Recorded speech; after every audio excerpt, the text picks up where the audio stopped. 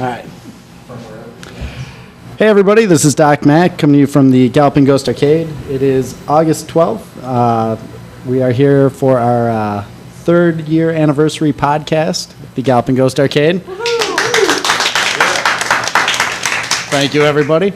We are joined by our bunch of our friends and regulars here. Let's have everybody introduce themselves. This is Scott Lambert from the Underground Retrocade. This is Matt Walters. I have several world records here and a few local scores, Castlevania, Don Apache, Diogo, Don Apache, and a few others. I'm a regular since January 12th. I'm Rachel Swain. I don't have any records, but I am regular. I'm Fred Dehart. I have a couple scores here, Mars Matrix being one of the notables. I've been a regular for 2 years now. I'm David Lowe. I'm a regular since September of 2010. Couple records on mostly SNK fighters and a few Capcom fighters. So. Chris Teeter. I play video games here. I've been doing that for about 2.5 years since they started the yearly membership program. So it's a short walk away. So I'm here a lot. I'm Jamie Tibbetts. Do I count as a regular? Yeah, for sure. Been a regular for 2-3 months now. There you go. Just got my first record, and hopefully first of many. Matt Rocco, 2011 Gamer of the Year. Had the first world record here in Haley's Comet. Brian Keita, I've been coming here since September of 2012, former world record holder of ZXX and Middle Black. Okay. James White, last day as Gamer of the Year here. Am I speaking okay? Yeah. And holding, as far as I count, 13 world records here and too many house scores and, I don't know much to say, but hi. I'm Chris DeLutri. I'm part of the Galloping Ghost family for the past almost 10 years. I started off with the Galloping Ghost Productions, and then I helped Doc Mack, the owner of Galloping Ghost Arcade. I helped him open it by fixing most of the games in here with him that we have, and I've been around the arcade for all the 3 years that we've had it so far. So, welcome. Excellent.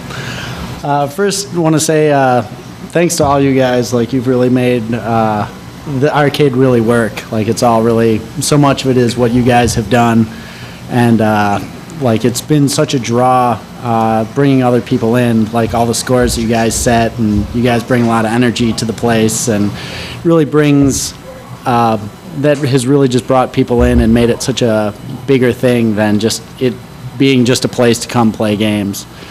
In the last year, we've met a lot of new people. We've had a lot of great players coming in, a lot of more recognizable high scores, people from within the industry, and it's been great seeing all the growth. Like, it's everything that you guys do and that have brought to the arcade. It's made me want to keep putting up more games and keep growing the place and trying to make it better and better. And we've had a lot of achievements set here, especially, again, all of you guys' world records and high scores that have drawn so much attention.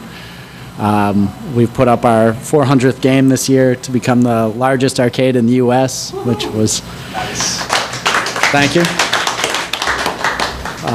Definitely want to promise to you guys that things will only continue to get bigger and better over the next upcoming years and have a lot more interesting stuff to come. So I'm, again, so thankful to all of you guys for making me want to make this place what it's become. So Well, we want to thank you for having that creative vision and bringing that passion as well, because it's only we have to meet halfway.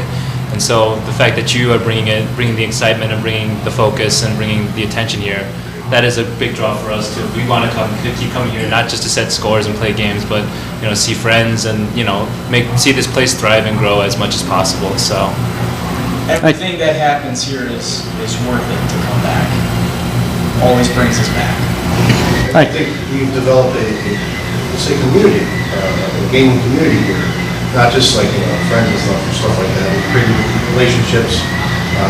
Meeting the Matts here, David's here. We've become really good friends. Just with a common theme, obviously. Yeah. And then without you creating this, we never would have We met each never other. met, exactly. Tell that to everybody I talk to, how many friends I've made at this arcade. Absolutely. So. Like that's always been one of the most amazing things about this place. Like myself, when I used to go to the arcades back in the day, it was a very solitary thing. Like I would go occasionally with my brother and my father, but most of the time I went there to go play by myself and just be alone and check out all the games. And just seeing how you guys have all gelled together, and it's not a there's obviously competition as everybody's competing for a lot of the same scores, but there's so much camaraderie between you guys, which is just awesome. And you don't just hang out here. Like most of you, I don't think any of you knew each other outside of this place beforehand. Nope. But now, like everybody, it's great when I hear that like Walters, you and Rocco, or you and Teeter are going out somewhere for dinner. Like that's so awesome to hear that it's made something more than just. It's not just about this place, it's something bigger, that's really impressive and very cool element to this place. So, and again, with Scott, it's been great working with you talking with you and seeing everything going on with you at the Underground Retrocade over the last year. Yeah, we wouldn't be there without you guys. Definitely showed us the way, and we're doing our sincerest form of flat earth thing, trying to keep it follow your path. It's really been something special. 1 second. We've actually been visited recently by some of the staff members of Game Refuge. And we are joined here now by. You want to introduce yourself? Sure. Hi, I'm Joe. I do marketing for Game Refuge. Hi, everyone in the room. We've noticed you here a few times recently, which is awesome. What have you thought of the place so far? Well, I can only speak for myself. Sorry, I can only speak for myself, but we love the place. You guys have an awesome representation of some work that my company's done and my boss has done. And who's your boss? My boss is a gentleman named Brian Colin, who's made some really awesome games. And yeah, it's awesome to come and see a lot of the things he's done prior to to me being involved with them, and it's really, really cool stuff. Excellent. And can you run down some of the stuff that he's worked on? Yeah, absolutely. Absolutely. He's the gentleman behind games like Rampage World Tour, General Chaos for Genesis. He's done things like Discs of Tron. Outside, I just got a chance to play Sarge for one of the first times, because we don't have one of those around. Pigskin, and there's quite a few others that I am. Arch Rivals, yeah. So some Love Pigskins, Vikings. yeah, Viking football, super. So yeah, pretty much tons of awesome stuff, and yeah, I'm a lucky guy. Awesome. I've been privy to some unreleased information so far. I don't know what you're talking about. I've been informed that General Chaos 2 is being worked on. Don't know what you're talking about. Which classic Genesis game, one of my personal favorites. So that's awesome to hear that that's potentially being in the works, shall we say. But yeah, it's been seeing you guys here. It's been just another element of just great having like designers come in. And like all these guys here, like when you're naming those games, like you're definitely naming off titles that everybody has played for years and years. And Xenophobe, by the way. That's awesome. Xenophobe. There you go. Yeah. A favorite of James's. Sorry, I just. No, that's the exact reaction we love to hear. Well, I whether it's a world record, Xenophobe was a game when Scott had his Underground Retrocade, and I posted the current high. I don't know if it's a world record or not. It was, and plus another game called Ninja Combat. Yeah. Those are just only two of those, but Discs of Tron. I have the house score here on that, but the Tron game, that's too difficult a house. It's a rough score to get. I know. I get like over 100,000 at a point, under 100,000 points in that game. But if people want to call me the Tron tutor, then so be it. But might I ask a question to everybody here? That I didn't mention this in Fairfield, Iowa, when Doc and I were, being trying with. Sorry, I don't mean to stutter. I'm just came for a long road trip from. We just got back last night from Fairfield. And, we were hanging out with Billy Mitchell and Walter Day and some of Richie Knuckles, and there were some interesting people there. But here's I'll get to that question later. But really, when Doc and I were there, I mean, we had a hell of a time, and people said I made some new gamer friends on Facebook, not just Furniture Hall View, but some new ones that thought that the speech that I had, I didn't expect to do a speech, but it was some person, I remember these gamer names, these so-called immortality legends, if you want to call that. I think it's going too far.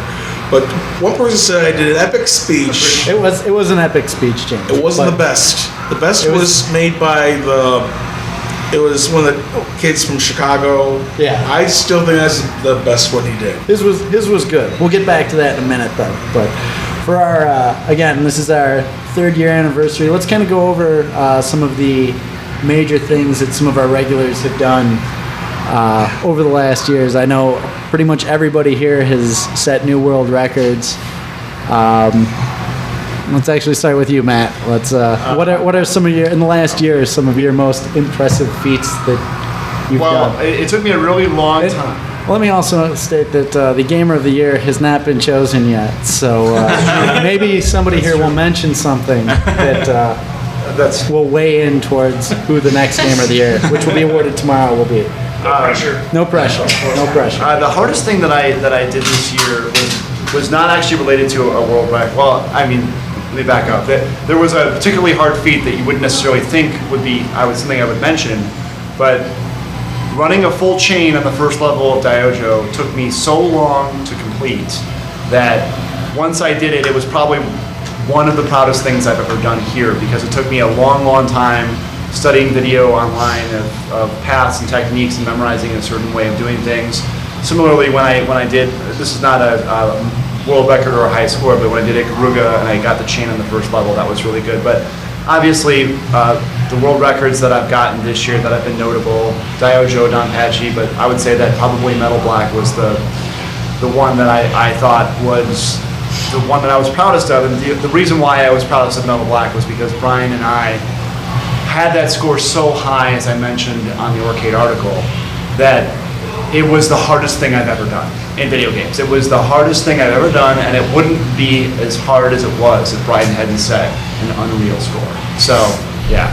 And it certainly was a good battle between you and me. And I will try again to get that score. But I just need to get back into fighting form for it. I hear you. Just like you did to take down mine. Yeah. That's one of the interesting things, like with more and more people coming and they're getting to be more and more regulars, like really there's not a safe score in the place. Nope. Like there's scores that'll stand, like Rocco, your first score stood since 1983.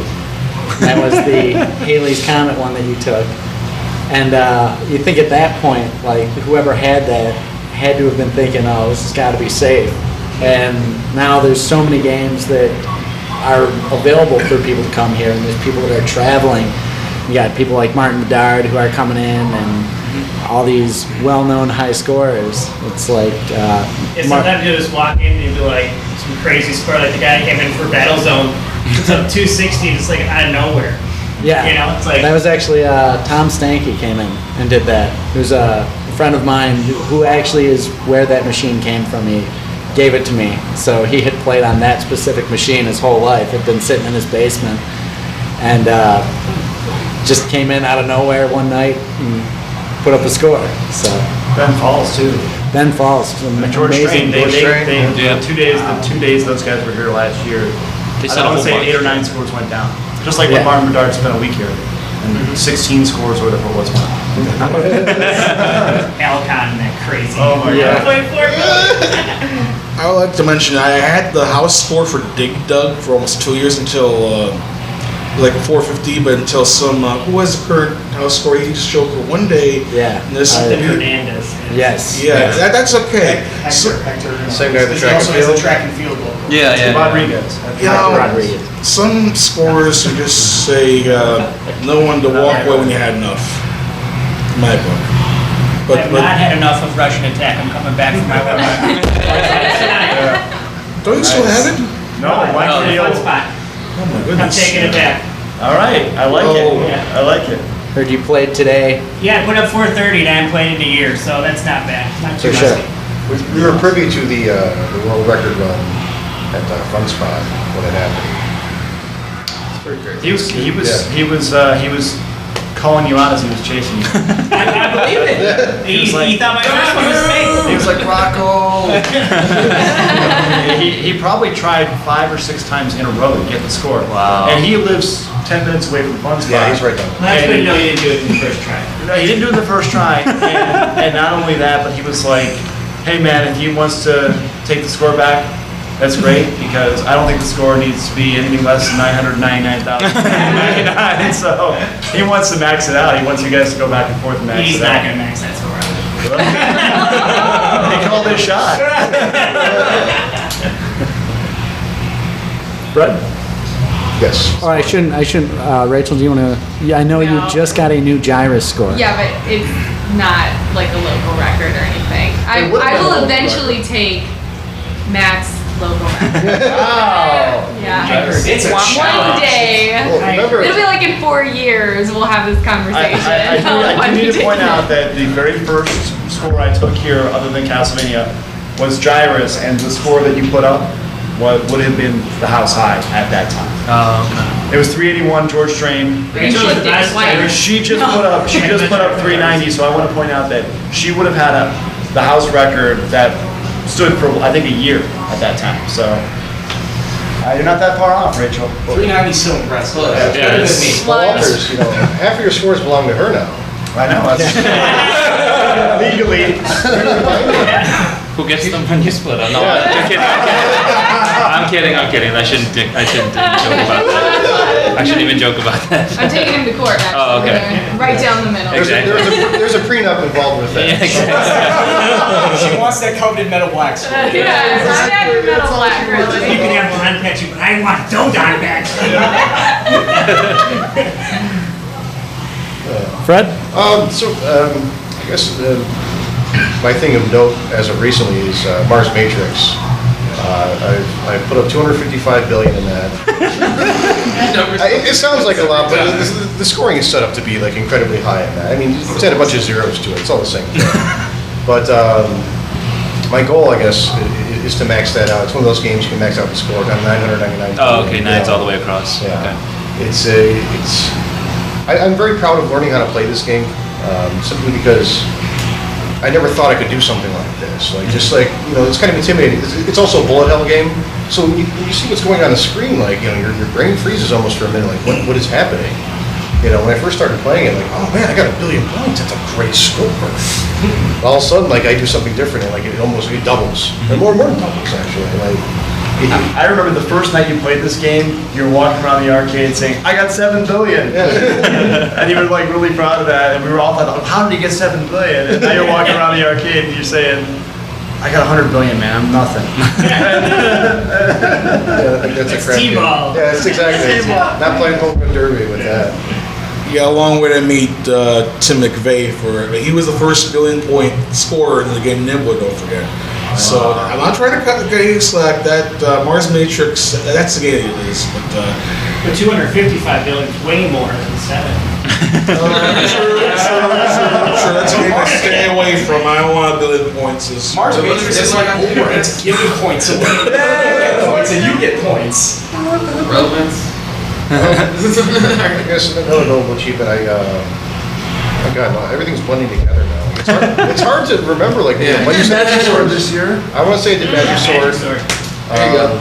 I've got over 3 million in that. I've come within a couple of stages of actually finishing that game. And don't know when I sent the Macross. You did Macross this year. You did Macross.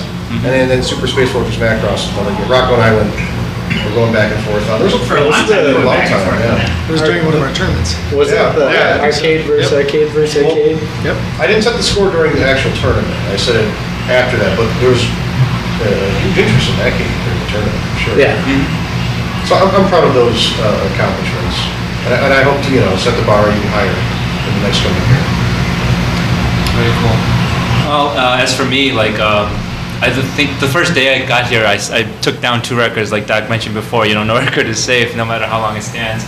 The first record I beat was Tekken 4. I beat the game, and it was on a time rush, so I beat it in like almost 4 minutes, and then. It's awesome. And then like a year later, then Pete just obliterated my score and beat it in like 2 minutes, and I was like, how did he do that? And I was like, I tried so hard, and I was like, you know what? It's a lost cause. But the other score that I set that first day was Capcom versus SNK 2, and now I have like this really intense rivalry with Norbert Valle, who's not here unfortunately. He's in Canada right now, but we had this extreme back and forth on that game with Capcom versus SNK 2, just trying to set a crazier, higher score, and then just the last time I've got the record now. I don't know if he's been trying or if he's given up, but since he's been out in Canada, he's mentioned that he'll be back for it. He's gonna come back. Okay, I have no doubt. Like I put it out of his reach by almost 300 points, and that was an accomplishment for me. Yeah, I like that's significant. that night I did it. I thought my hands were gonna fall off. I thought they did have like surgically reattach them, like nerve damage or something. But yeah, it just. That rivalry with Norbert has been one of the driving forces, just keeping that score just out of his reach, and then he'll come back with even crazier score, and then I got, how did he do that? And I have to like learn how to play that game again. That's been a really fun score chase to watch. Absolutely, like Norbert's has been a great competitor. I think he's a terrific guy, just a lot of fun, and just we tried trading like trade secrets and like which characters we use and how we can like outsmart the computer and whatnot. So. The other one for me is the SNK fighters, as I mentioned before. I still hold the trifecta on Samurai Showdown 1, 2, 3. Gonna try to go for Art of Fighting 3 on Wednesday, the new world record on that one. And then Doc took my last blade score down, so that's another one. He's another guy just trying to keep those competitive fighters stoked, and yeah, so it's really been great trying to keep those records alive, and joining Arcade and making those scores official, and having a permanent record of it. It's a great feeling, just something. I'm number 1 in the world at something, so yeah, really great. Chris? I gotta play some more of those. I've been trying to lately. I'm not very good at them yet, but. Anything you have been working on? Like that you've been, a personal project you've been kicking around, or? Doc has thrown around the term button mashing a few times. I've seen you mashing really on Breakers. Breakers Revenge. It's a good break in between the other games I'm playing usually, so it's a lot of fun just to go and mash some buttons and fight things. But Samurai Showdown 3 I like a lot. Mm-hmm. One of the interesting things that I've been waiting for the Macs and for everybody, basically. Like there's so much space for there to be a great competitive scene in the fighting community, and most of our fighters are like our team DGA is it's all console players. They're not really arcade. So it's great to see some of these score rivalries and guys like Norbert and Uday and Pete, and it's going to be good when some more of you guys finally get around. I know you're all busy with your shooters and the bullet hell stuff, but I don't have enough to do here. But yeah, that's right. See here, what did I do? He's playing Karnov this year. We found out that stops at 999,000. Oh, okay. That was really disappointing. So I wasn't done yet. Yeah, but to be fair, you broke the game. Kind of. And he did it on stream, I think. I think on stream you're like, look, I broke the game. Yeah, even without cheating, without like completely ladder stacking your way through the game. Oh, okay. It was totally still possible to do it. I came really close again. Anyway, besides that, I played Flicky a lot. Yeah. I like that game a lot. I still haven't gotten tired of that one.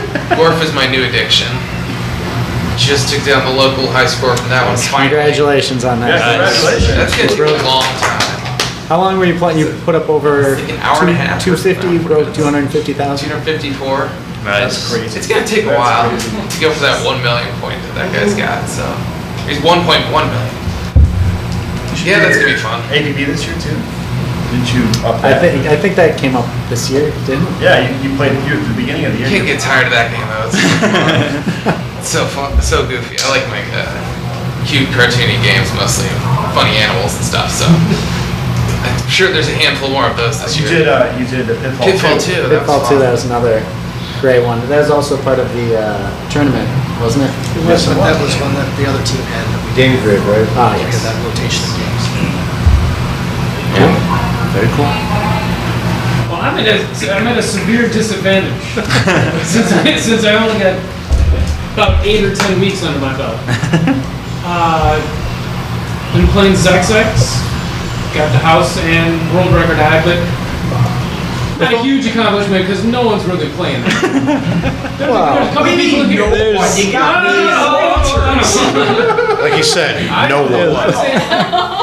If you go on arcade, there's only the 3 of us. Sure. So, competition's but high. like the But- level of these guys and the amount of shooters that Right. they played, and while they are playing a lot of other things, any game that you're now the record holder of, whether if it's just like most of those games, like all you can do is play them here, and like you do get like the people that have played them in the past that come and travel, but definitely 8 to 10 weeks to have any record here is impressive. Absolutely.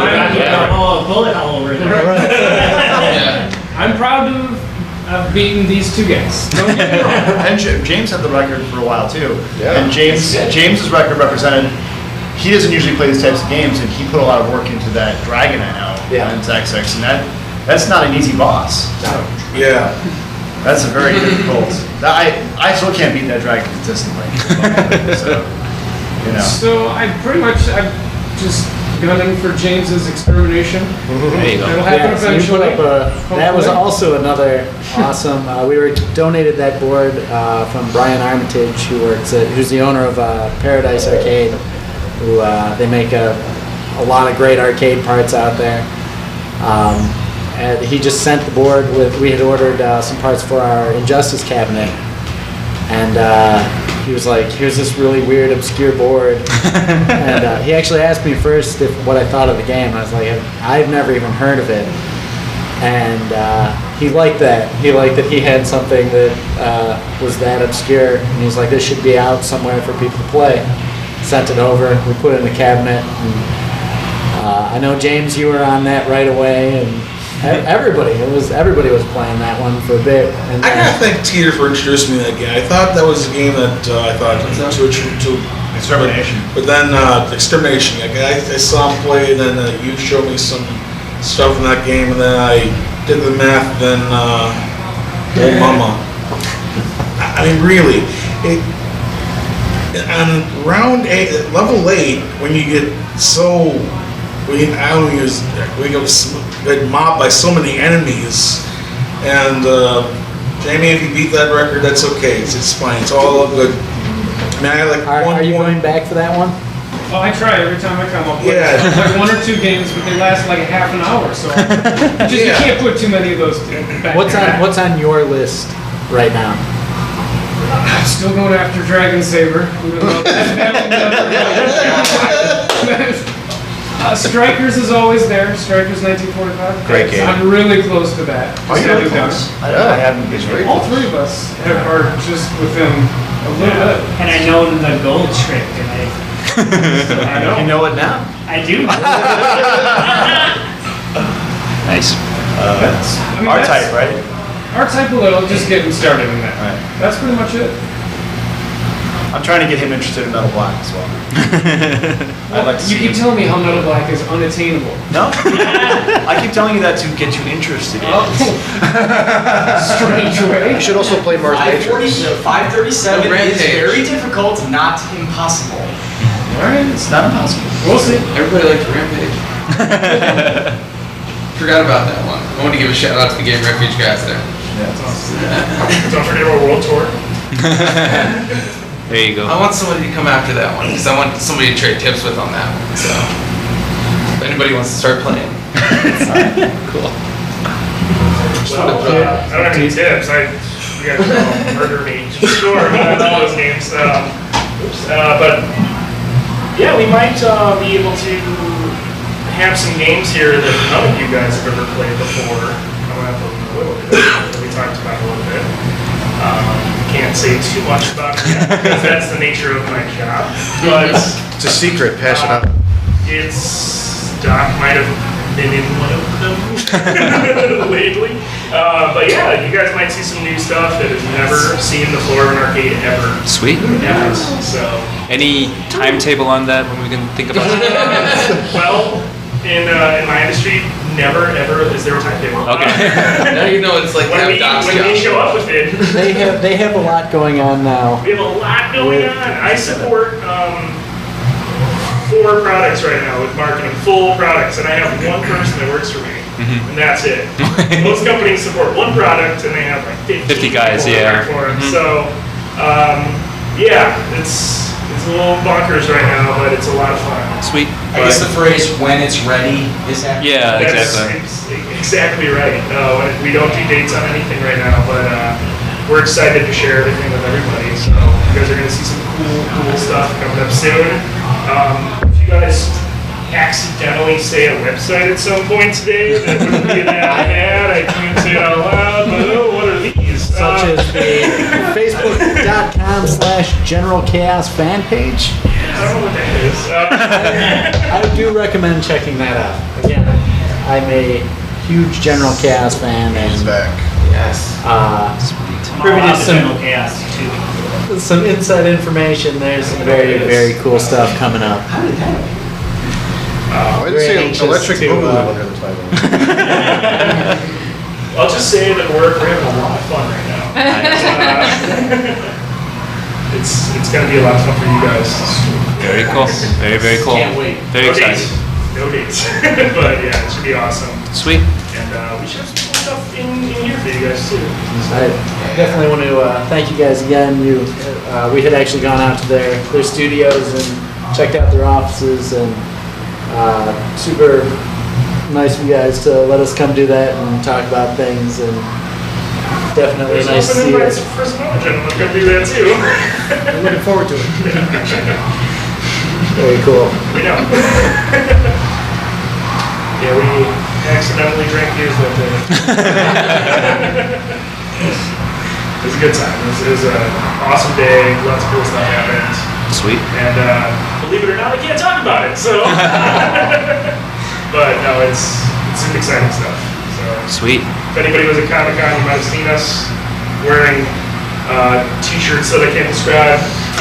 They were General Chaos 2 t-shirts. But it was, But not really. But not really. It was just a number 2. We just love the number 2. All right then. And, but yeah, we've had a ton of fun. Our company loves arcades, like we obviously. Yeah, definitely going to their offices. They have all the classics, the pigskin, and great seeing all the classic artwork out and about. And Yeah. a lot of Rampage stuff going on, which again, Teeter, you should check them out sometime. Yeah, we've got a lot of fun stuff. We've got some games that have never seen the light of day. It's pretty cool to play around with. Sweet. And yeah, we're going to be doing some staff tournaments coming up pretty soon, so you'll see that on our websites that I can't mention. So should be a lot of fun. I'm going to jump out of this real quick, but I'm going to leave Your wallets. the money because I'm so nice. But if any of you guys have any questions that aren't recorded, give me an email from us. Sweet. Thank you. Sweet. Thank you. Definitely, we appreciate you guys. Cool, yeah. Thank you very much. Appreciate you coming out to the arcade. Thanks, guys. Joe from Game Refuge, a recent but now frequent player here. They come here on their breaks and stuff, which is cool. Awesome. Rocco, some of your accomplishments of the year. Your many accomplishments. I'm actually most proud of the work I put in on both elevator actions this year. Oh, great game. That's the other game that's pulling away from the fighters is that Elevator 2. Yeah, 2 is a lot of fun. Even with the English, it's still fun. The first one I put up, I've had the house side for a while. Me and James went back and forth for a little bit. Even kept it as the second highest in arcade throughout a Logan's Hardware tournament. So not too far away from Steve Wagner's world record, about 15,000 shy. Okay. Got to the final boss on Elevator Action 2. He was super cheap, so I stopped playing. And again, that was another one you had recommended that. I hounded you for it. Yes. Yes. Yep. I always like when I could put up the high-end game that I hound you for. You better, yeah. Exactly. Yeah. And then I finished Mercs. Didn't get the world record because I didn't pad. That's all you have to do is pad. But I finished it, and one credit. So. Sweet. Very impressive. Ryan? Well, fortunately, I can condense all of my time here into 1 year, since September 1st would be my first anniversary of coming here. You have to buy us gifts, just so you know. Yeah, because that's exactly how it works. Bring a cake like James what he did. Yeah, he did. Held 7 world records, tied for 1. All of them are gone, except for 1 now. A good chunk of them taken by Matt Walters. What do you still have? I still have the Gorgar record, 440,000. No, someone took that.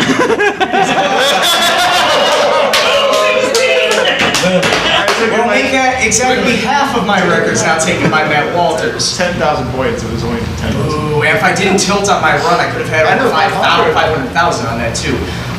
The most notable one, of course, being Metal Black. I was the first person to take 500,000 points on a single credit. Ended with 518,000, I believe, before Matt ultimately took that after 2.5 months I held that one. ZexX, I took it away from James White, held that one for 4 months before Matt took that one. Then Matt took that one. Turbo, I held that one for 6 hours, and then Matt took that one the same night. And then, as I just mentioned, I guess I didn't know that right now, Gorgar was taken away by Matt Walters. Shadow Dancer. Shadow Dancer was taken away by you, I believe. Oh, wow. I know Flash as well, that one was taken away by Duke. Cruisin' World, that one, Brian Tongate and I have been going back and forth on Cruisin' World before he finally set a score that I don't think I can ever reach, ever. He had to cheat somehow. There's no way you can beat 3 seconds on that, even on the fastest possible car. And other than that, I've just been trying to go after track and field, but I just can't move my hands fast enough. Very cool. Well, one of the scores I just got, world records I just took me a whole mess of tries, this final fight. Very good score, James. Yeah, I was playing for hours. I was there till 1 in the morning on Sunday. Just break 800,000. What time did you get there? Open? By the way, my friends say I've been coming here since I think October 2010. And I can tell you, if it wasn't for this place, the Galloping Ghost Arcade, where would I be besides work, volleyball, and I don't know what.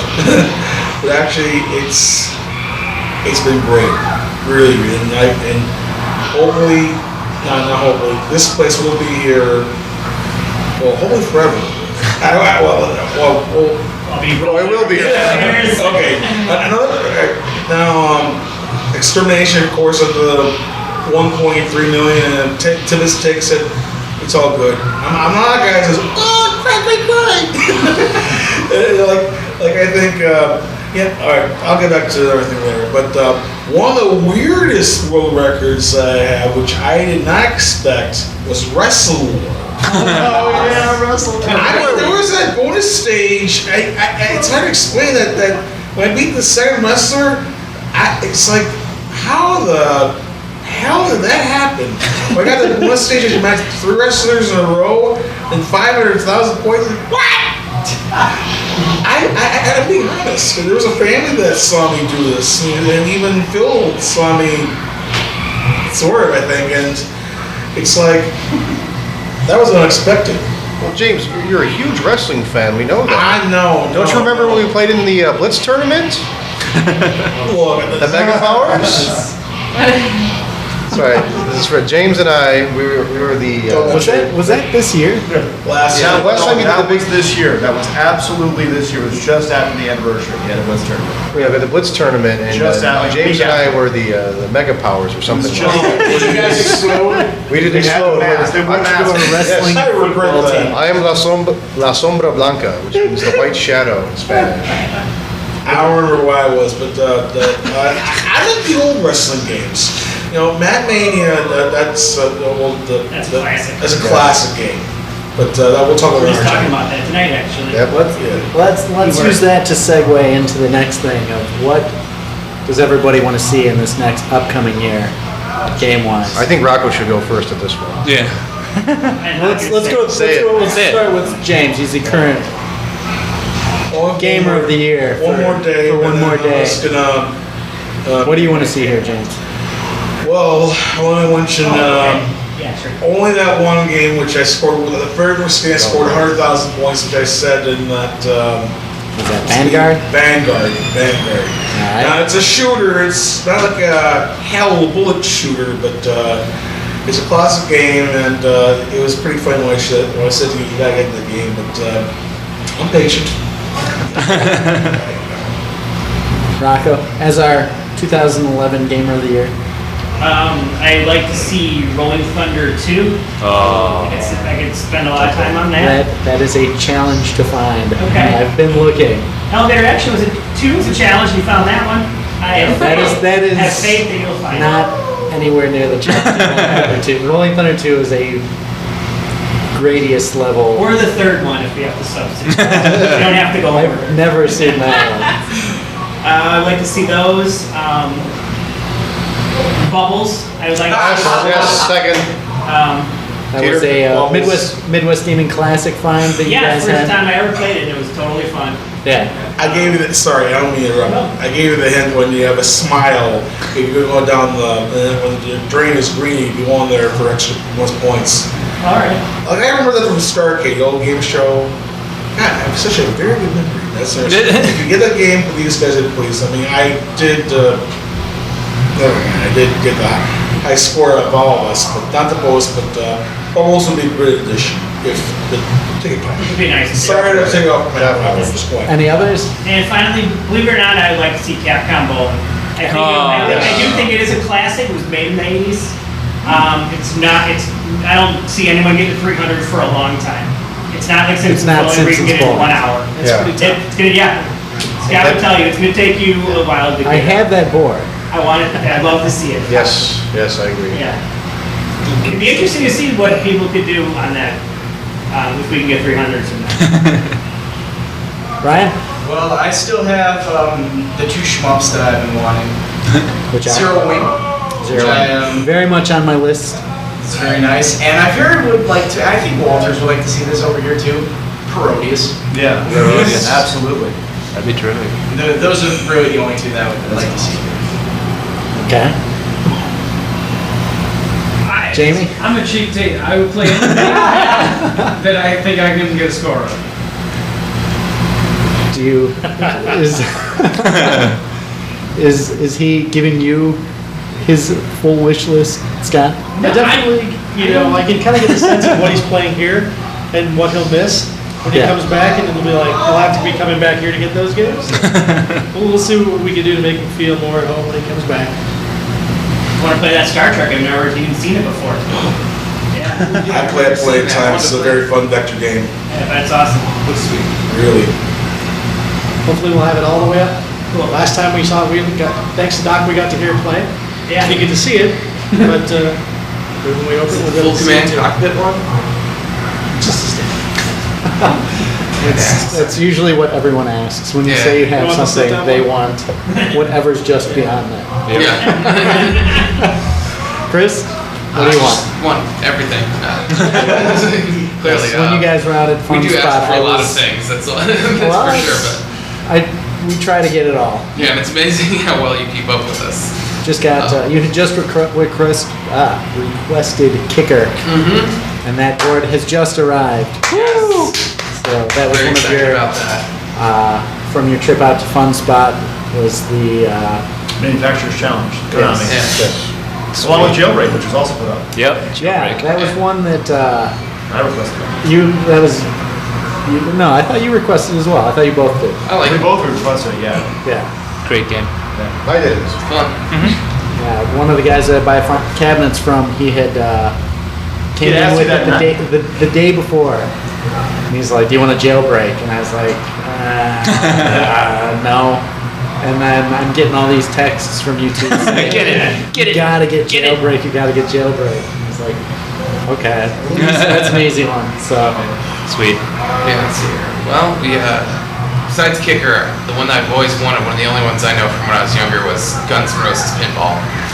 which one? Guns N' Roses Pinball. I've been saying it for a long time, but it's also not an easy one to track down or a cheap one. But Not a cheap one. yeah, Sure. one day. One day. Among other songs. What's the driver that you wanted that we saw? Stalker. Stalker. Soccer was pretty fun. Monaco GP, I love that. Especially sit down, yeah. Yes. When I played that at Fun Spot, it was a blast. If I don't know if we it's the same. potentially there is a large cabinet deal that not to get everybody's hopes up, but there's a 125 cabinet deal that I am working on. Whoa. And that is in there. All right.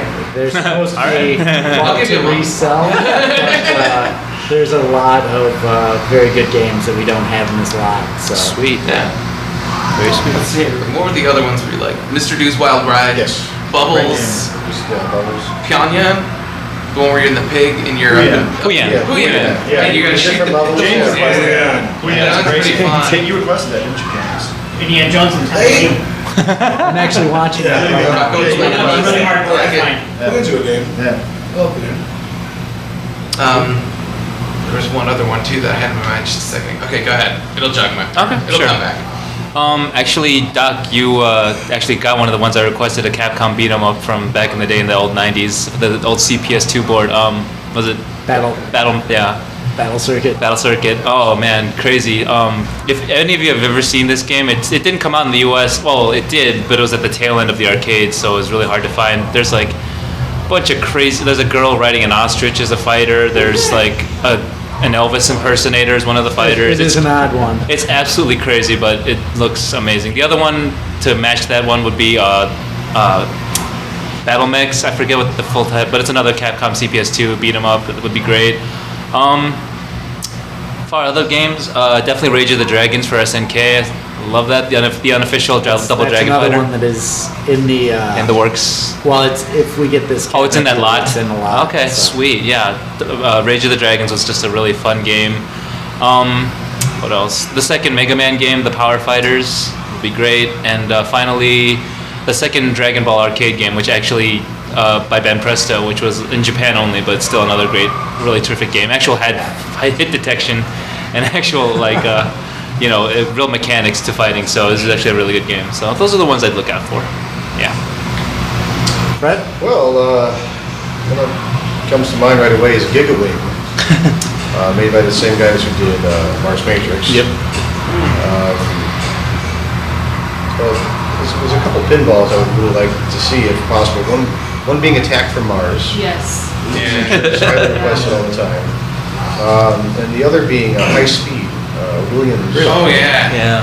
Where you're running away from the cops and stuff. And that was a pretty cool one. And then, and as far as another shooter, what's the first in the Don Patchy series? Actually, Don Patchy? Don Patchy. Yeah, I like this. We're missing the one in between. Oh, in between, okay. We're missing Dodon Patch. Dodon Patchy, okay.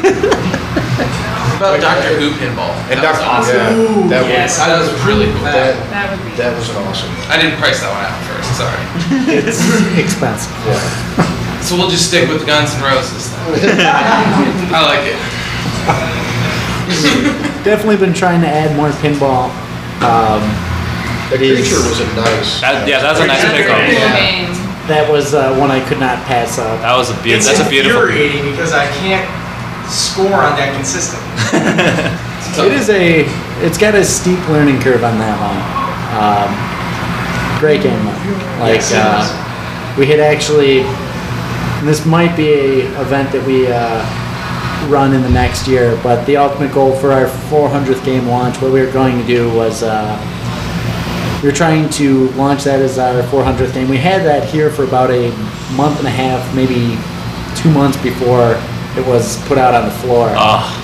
And I was really working to put a big event together for it. I was trying to do a very large pinball tournament, and I was in touch with Horribles, which is out in Berwyn, which is a all monster shop.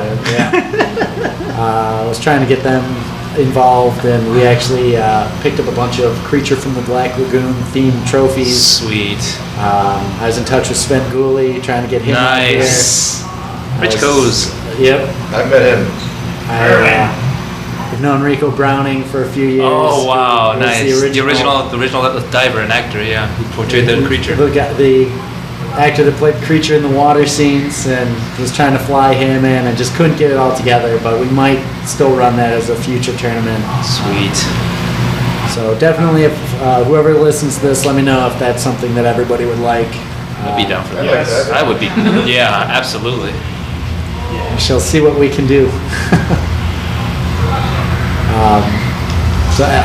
Beside any other, like pinballs, again, we've been, we also have F-14 That's an awesome Tomcat game. that will be coming up very soon. It's a very fast field. I played it at the Pinball Wizards. You gotta be really on top of your toes. That was actually Whatever. donated to me from the same guy who sold me the Creature. And he came in and he's like, wow, all these guys here, they love this place. He's like, I would love to have this machine here so everybody can play it. Sweet. And very generous of him. So, Yeah. definitely hope to add more pinballs in the next upcoming year. But it'll probably be at a similar rate to 100 video machines to one pinball machine. We shall see. It's a good trade-off, I guess. Sorry. Rachel? Well, I was gonna say Attack from Mars, so I really want Attack from Mars pinball. That would be amazing. But now I'm blanking on the other pinball machine that I was gonna say. There was another one that I played that's really cool. That's like kind of a similar thing like that, but I can't think of it right now. So I just went out of my brain. Pinball. That's Pinball. the answer. Just pinball. I've been looking at several new pinballs actually, and Attack from Mars is very, very high up there. I think it would fit with what we have. I know it's one that Chris has always wanted, That's along the with first pinball I said I wanted. that and Guns N' Roses. Yes. Yes. Oh, I just thought of it. Medusa. Oh, really? Medusa pinball, yeah. Well, it's actually- He used to have, I used to have the Medusa pinball machine. Before I knew this place existed, like a year before I knew this place existed, I gave it to a friend who lost it in the wars. Oh. Because I didn't have a place to put it, because my parents were rearranging the attic, and it was sitting up there, and I had no place to put it in my place. Yeah. I didn't even know this place existed, or even had. To me, this is an unforgivable It offense. is. We're still in counseling over this. It's true. No, but Medusa would be cool. Attack from Mars would be cool. Any pinball. I really like the Black Lagoon, which you obviously have now, and the Twilight Zone one. I've loved that since I started coming here. So, Sweet. but more, but more. Now that you mentioned those other pinballs, Theater of Magic would be. Oh, yeah. That's funny. There was actually me and Scott both got an email from Duke requesting Theater of Magic, which is an incredibly expensive, super hard to find, like $9,000, $10,000 pinball machine. Oh, really? Wow. Jeez. It is, yeah. It's It's like a lot of fun. incredible. Yeah. It's worth the money, I guess? It's got a lot going on. Also, one thing that I would Yeah, like that's is- the question. I'd want to do a Terminator if we had a chance. to. Oh yeah. Yeah, the giant The one. bigger one. with the Salvation? bigger That's what I guns. Yeah, the bigger guns, yeah. The giant Terminator. Salvation. Yeah. Star Trek pinball, make it happen. We got the one I wanted. Terminator 2 is one I wanted originally, and we finally got that right away. And I'm like, thank you. The next one I would have wanted also would be the Salvation. The Terminator Salvation. Yeah, that's a great It's word. just fun. Cheap though. It's just fun. Those guns wind up breaking after a while, though. I was- fixing You gotta take care of them, yeah. I actually I went out to a movie theater for the first time since Terminator 3 was the last movie I saw. Wow. It was 2003. Doc is like Howard And- Hughes when it comes to I don't get out much. But the theater that I went to had a bunch of arcade games, obviously, and Terminator Salvation there. And they also had Beachhead, and I was, The giant one that sits Yeah, right with- there. yeah. I saw it there too. I was stopping people from abusing their Terminator Salvation guns. Nice. And there's a girl who was playing it, and she literally just was shooting, and then she just had to go, just dropped the it? gun, Oh. clattered on the floor. Oh, man. Hate seeing that even in places that aren't mine. So, Did you play it, Doc? I did play it. What'd you play? Anytime I go out to another arcade, I try to play a bunch of their stuff. Like I want to support other arcades and also see what else is out there and the condition that they play in. And it actually played really. I had played that one before over at GameWorks. Yeah, And GameWorks has It's They a definitely. great. It's a cool game. It's a cool game. That takes up a very large amount of space. Even with another addition this year that we've had is our the back area of the pinball room that was actually opened up with our 400th game with Creature. We finally cleared all that giant mess out and let people go back and moved all of our pinball machines, and hopefully everybody's enjoying that more. Definitely. Awesome. Yeah. Still have a lot of fixes to go. We gotta adjust the lighting, and but I think we might be running out of room. Oh, man. And it pains me to say that, but Looks like this room is going to be going. yeah, that was actually another changing out one of our party rooms, which was actually a big fiscal decision because our party rooms rent out all the time, and cutting that in half just to make room, like it definitely gave us a little breathing room for about a day and a half, and then it's all filled up. And that's caused more problems where we have to get better ventilation and stuff. So Yeah. the more we grow, the more interesting problems we stumble onto. But we do have we have at least 3 more directions to expand in. So now it just becomes a matter of time and focusing our efforts. But It'd be cool to do a tour of GTA arcades all over. Oh, we're gonna go to this one today. Oh, we're gonna go to that other one today. Yeah. we've been getting I look forward approached to that. by more places that we've had people asking if we're going to franchise out. And it's been great talking to people that had 2 guys in that were opening up an arcade in Minnesota. Right now we've helped we've worked with about 9 arcades. Talked to them before they open. We've helped some more than others. We try to be very open about that stuff, and if it's going to make a comeback, everybody's got to help everybody else and get it growing. It's great. Like it's got. Well, I know right now you've had your issues, Ups and downs, yep. but It's all coming back.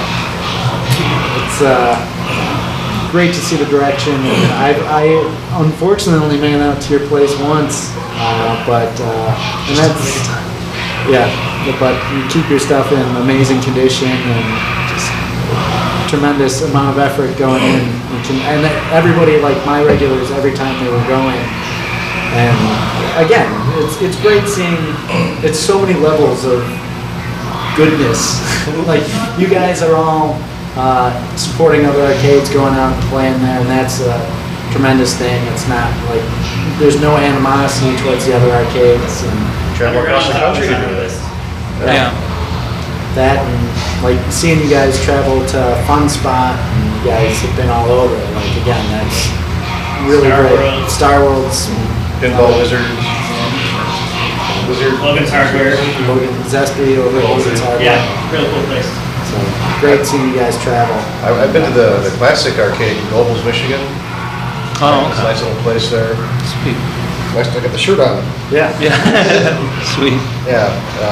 Let's see what else. I've been to the Pinball Hall of Fame in Las Vegas, Sweet. which is an awesome I didn't even know place about to- that, yeah. It's an awesome place to go to. Okay. Yeah, I've been actually, I think most of the larger ones in the country. It's a great time to do that. The only downside to it is when you do go to all these places, then it's usually the laundry list of new games. You gotta get this, you gotta get this. I've never seen this before. It's awesome. You gotta get it. It's just really cool to see. That's Like, exactly what happened when I was in the fun spot. oh yeah. Right. It was like, I knew you were gonna find stuff, and, Well, I didn't even tell you everything. Yeah. oh, well, I'm waiting. It's kind of like you. It's like I've got other things to unveil later that I want. But I'll give you a short. well, let's hear which. Okay. This is your time, this is your time, let's hear what else you want. Give them all to me. All right. Strategy X. Kicks. It's in the back room. Cybots. Looping. Zybots No, is, not looping. Looping is a very tough game. Toughest game I've ever. Mad Planets. Zybots is in our Planets. bios. Mad Planets. 125 Is it? Mad Planets. What? Mad Planets, also in the bottom. I want you to get Zarzan and The End. The End. The End is one of the best games I've ever played. It's really hard, really unforgiving. James will love The End. I've heard of it. It's basically Space Invaders and Galaxian, but way crazier and harder. I've heard of it. Yeah. Very tough. I think I've played it before. The obvious pinball game that's missing from this arcade is Adam's Family. Yes. That's the obvious one that's missing, and that needs to happen very soon. Also, Or else. on my list of, I know that would definitely go very nicely next to Twilight Zone. Oh, yes. Fit in. And Battle Garega and that game would be really a welcome addition to the Bro shooters, obviously. Pole Position 2 and Have it, and we have that. Hypersports. And Hypersports. Hypersports. Yeah. Needs to happen. That's a good starter list. I watch him pull out a scroll that he wants. I want this one and this one and this one. What were you saying about Cybots? That is in The lot. lot of 125 games. What about Arabian? That one was really fun too. I forgot. Well, Yeah. it's pretty simple Arabian's a puzzle. fun game, yeah. Simple Platformer, platformer, but yeah. yeah, it's pretty fun. We did play a couple of Depth Charge and Upscope would be nice additions next Depth to Charge is- yeah. next to Battle Center. Because you got the tank game, Yep. then you got the sub game, and then you have the Depth Charge game. It's also a vector game. So It's simple. very simple. Iron Horse. What's that? Iron Horse. Iron Horse? It was a cowboy game when you're progressing on a train. Do you want Iron I think Walter's would love it. I do. It's like Jailbreak, but a cowboy on a train. I think I could see Walter's get into Iron Horse. I was And Cheater would play also. honestly not a huge Jailbreak fan. Okay. And that was definitely one you guys convinced me to get. I had played a little of it back in the day, and it just kind of was. Not so much. It was okay, but not something that I went to first. But yeah, I'd have to be convinced of that, and I do. I go by like Kicker. I don't know if I would have ever grabbed Kicker, but Peter wants it, so we'll get it. We'll get it. I'm gonna take those two. Possible. What about James? I don't know how hard that game is to find or whatnot. I don't see a lot of Chris, do you have any suggestions? Yeah, we have. Another one would be something that we've actually talked about is another pinball game. Well, two pinball games technically. One would be Freddy Krueger, Oh, like Rhino Street, yeah. and then another one would be Friday the 13th. Ah, you got it both, yeah. But what? We need two of those multi-murderers here. And also, Just so we can have things that blend in around. It'd be awesome.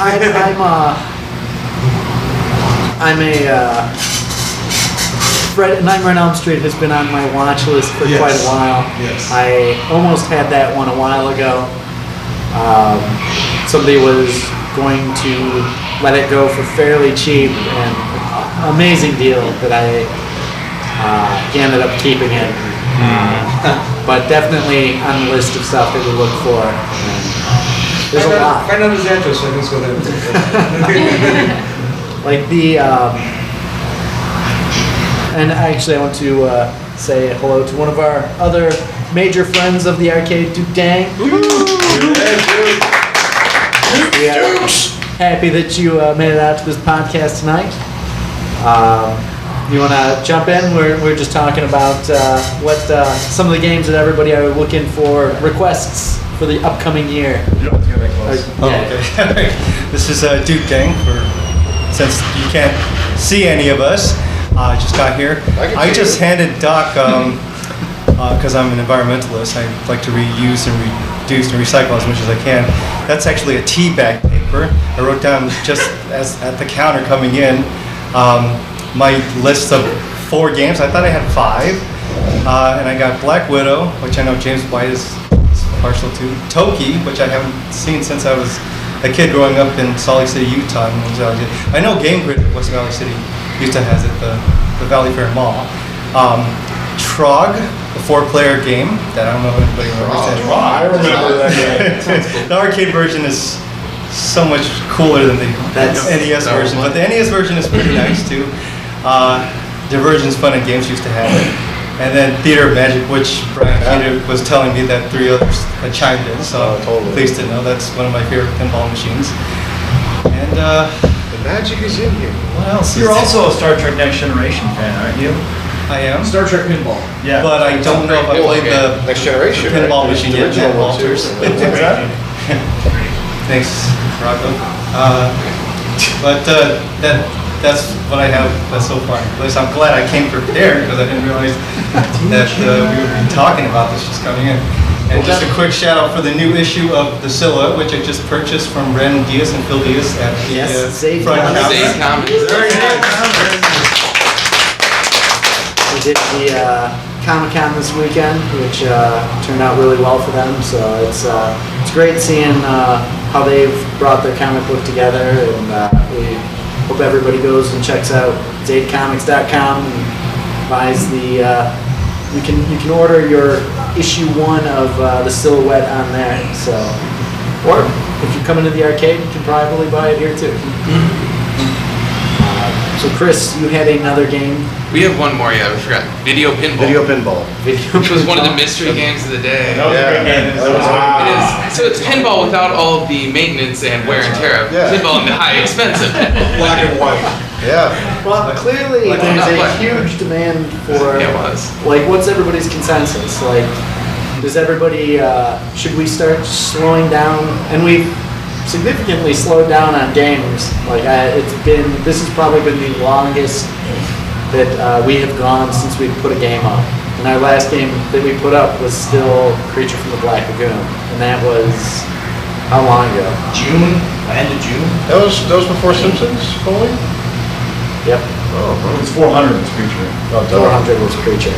No, that's right. The Creature of Black Lagoon was put up 4th of July weekend. So a month, a little 5 weeks. That's terrible. Seems like an eternity. It really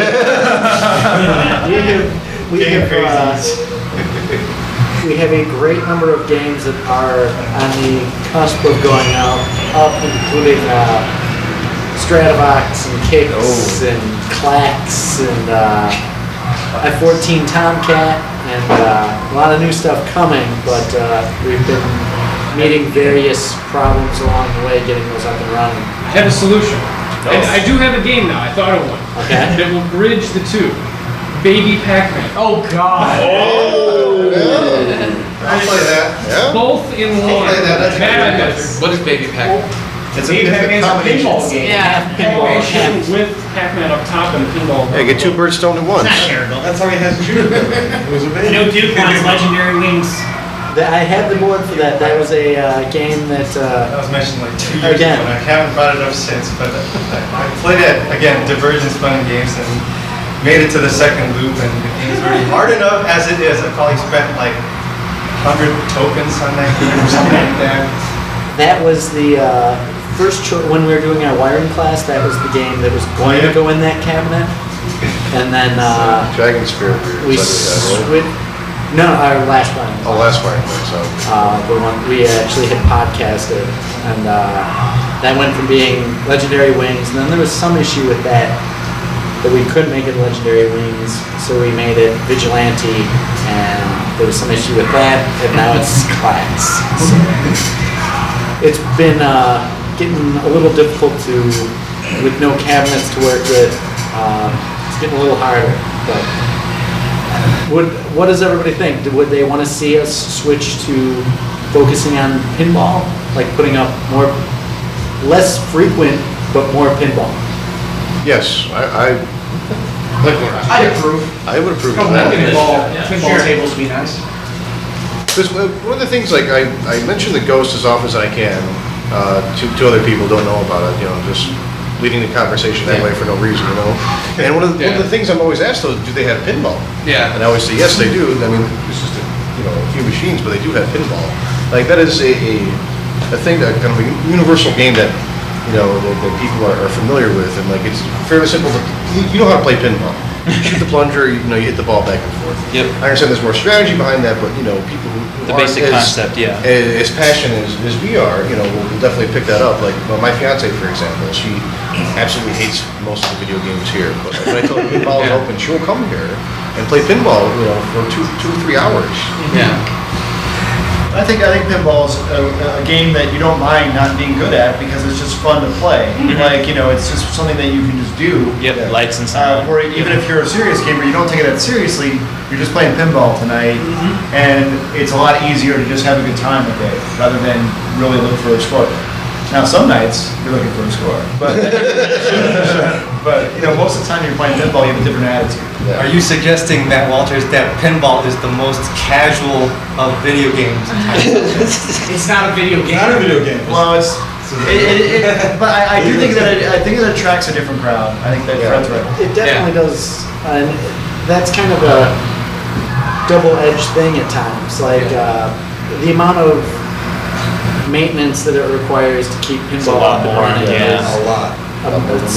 You got moving parts and glass substantial. and all that stuff. Yeah. It's hard to have everything that you need on hand to repair it. And Scott, you can jump in on this one. Always the big problem, and we get people we get a lot of pinball people in here. The level. There's got to be a balance, though, of like you see a lot of people that don't respect pinball, and they're very hard on the machines. Yeah. And it's hard to.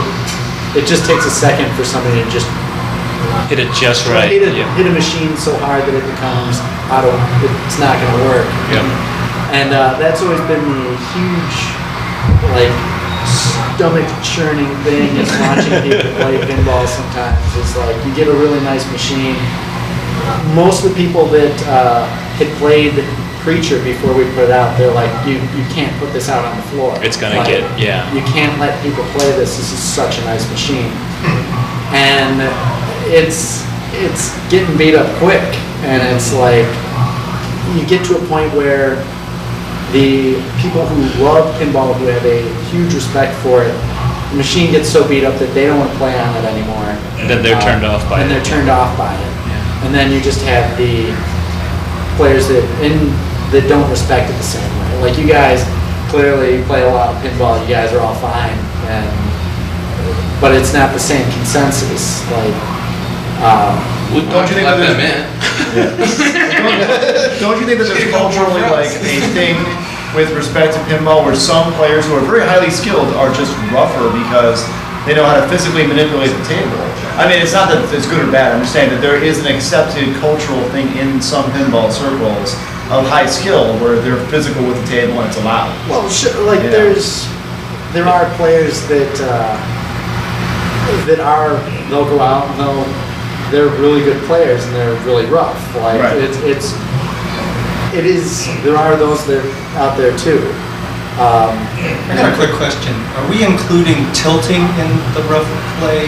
Well, if you're tilting, you're cheating. It's hitting it excessively to the level of where you're playing harder than what we want you to be playing at. See, what I've noticed is I have small hands, so I have a hell of a hard time even attempting to tilt. So it doesn't do me any good. But for people who are, better built, maybe they can mash it up. I have no idea. Well, and there's a lot of players that they like the concept of pinball. They don't really know much about the game, and they really haven't played it on they like hitting the ball around the field. And anybody can play however they want to play. Right. But like, if these people who are just batting the ball around and not caring about it, if they're playing it so rough that it then comes and cuts into you guys who are playing scores, you guys are noticing the machine's not playing right anymore. That's when the problem comes in. And we've always said that we cater more to the hardcore gamer than the casual gamer. Like, we love when casual players come out, but like, I've seen parents bring their kids in, and kids, they don't know anything about pinball. Like, they think it's... You want everybody to enjoy themselves, but at the same time, fewer people are going to be able to do that. Machines get broken faster. Right. So there's got to be a certain level of respect and understanding for how the machines work. And folks that get it, you don't have to worry about them. The ones that don't, ruin it for everybody else. And it really makes it hard to kind of do that trade-off. I can get you 10 arcade games, or I can go buy one pinball machine. How am I going to entertain you more? So, I mean, we shifted over and did a lot more pinball as we came into kind of the winter months last year. And, it's a challenge to keep them working, that's for sure. How many pins do you have now? We have 6. And Space Shuttle, one of my all-time favorites. I grew up with it though, that's why I love that one so much. I also had it as well. What does everybody think of Haunted House pinball? I don't. I'm the only ones I actually have. It's really fun. New from beforehand. I had actually had a chance. Steve Campbell, who's our landlord here at the building, and has been tremendous help when we opened the arcade, getting us open, and just a great guy, helped me out for years and years. Went over to his house, and he's got an amazing pinball collection. He's got cue ball, he's got Pinbot, Bride of Pinbot. Wow. He has a Space Invaders pinball that makes ours look like it's beat up.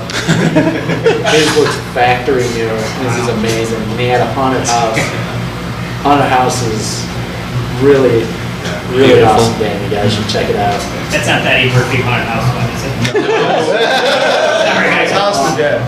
No. He was in like a Disney. Oh, Haunted Mansion. Yeah, Haunted Mansion. Thanks. I think they made a pinball for that. This one had. You're right. That pinball was made before. Are you familiar with that one? Haunted House, I don't think I've seen.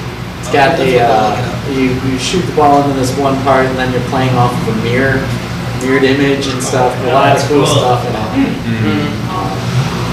And throw one more game in that I forgot about that's not a pin. Throw it in. Crossbow. Yeah, we played it at Logan's Hardware, and I was like, wow, this is cool. The guys in Ohio just got that. Oh, really? Place, right? Oh, yeah, place, yes. Who was it? Somebody yesterday, while we were out in Iowa, somebody was in desperate search of a crossbow. That was like their holy grail cabinet. Got cool side art. Yeah. Looks like a really neat game. It was ahead of the time for its era. It totally was. Yeah, because there was a lot of different things on that screen to shoot. It wasn't just a couple random, It's a monsters. shooter? It's like you shoot a crossbow. It's like a D&D style game. You're in a town, you're shooting ghosts and goblins. It flies by. And then pass for the people that you gotta rescue. You can't shoot them, but I play that game of Border plenty of times. But it's a fun game. Yeah, totally. Very cool. Duke, what would you say some of your most memorable moments of this last year have been? Real quick, I want to thank Fred for telling me about the podcast. I suspected you would have it this evening. I wasn't sure, so thanks, Fred. Memorable, my goodness. I was trying to think of certain ones, because I don't know if I'm confusing last year with the year before or whatever, because I don't even know when I started coming here. You should make it clear though, late the 2000. Galloping Ghost year, not the calendar year. Yes, The Galloping Ghost, it operates on different I times. recall that being mentioned in a number of podcasts. All right then, since we're talking about the Galloping Ghost. This is really year 3, GGA. Yeah, I was pondering some memories. I had a really cool moment last year when I was playing Centipede, and I was struggling to crack 400,000, and managed to, to the present, getting to 500K at least 3 times now. But as I was playing in that one particular game, this woman was passing behind me, and she said, "You're awesome at this game." And I was like, yes. And I was struggling in that game, so that was really cool. So I guess I'm a little bit more awesome because I'm getting closer to 1 million, but not consistently. And then the other one. It is always it's really fun watching you play Centipede. Thank you. Appreciate that. Yeah, it's the classic arcade game I played the longest since 2005. So hopefully I get closer and closer before my 10-year anniversary with the game. And then another memory would be James White invited me to what was the Midwest Gaming Classics, and being a part of My brother-in-law took us. Like I said, I'm not that big into heavy drive. I do drive, but I don't like driving long distances. You and me both. Yeah. You took me twice to underground Richard, which was shitty. We both pitched in and helped each other out, but this is probably the biggest reason why I would not consider getting a job in driving, delivering, because I don't really enjoy driving that much. Do I know? The restaurant we went to, I don't think, forget it, never mind. It was Twin Peaks. Good food, huh? I told my brother-in-law that I don't need to say the Duke's a vegetarian. I said, it worked out. It worked out fine. That's all I gotta say. Our waitress was cute and very accommodating. So. What was his name?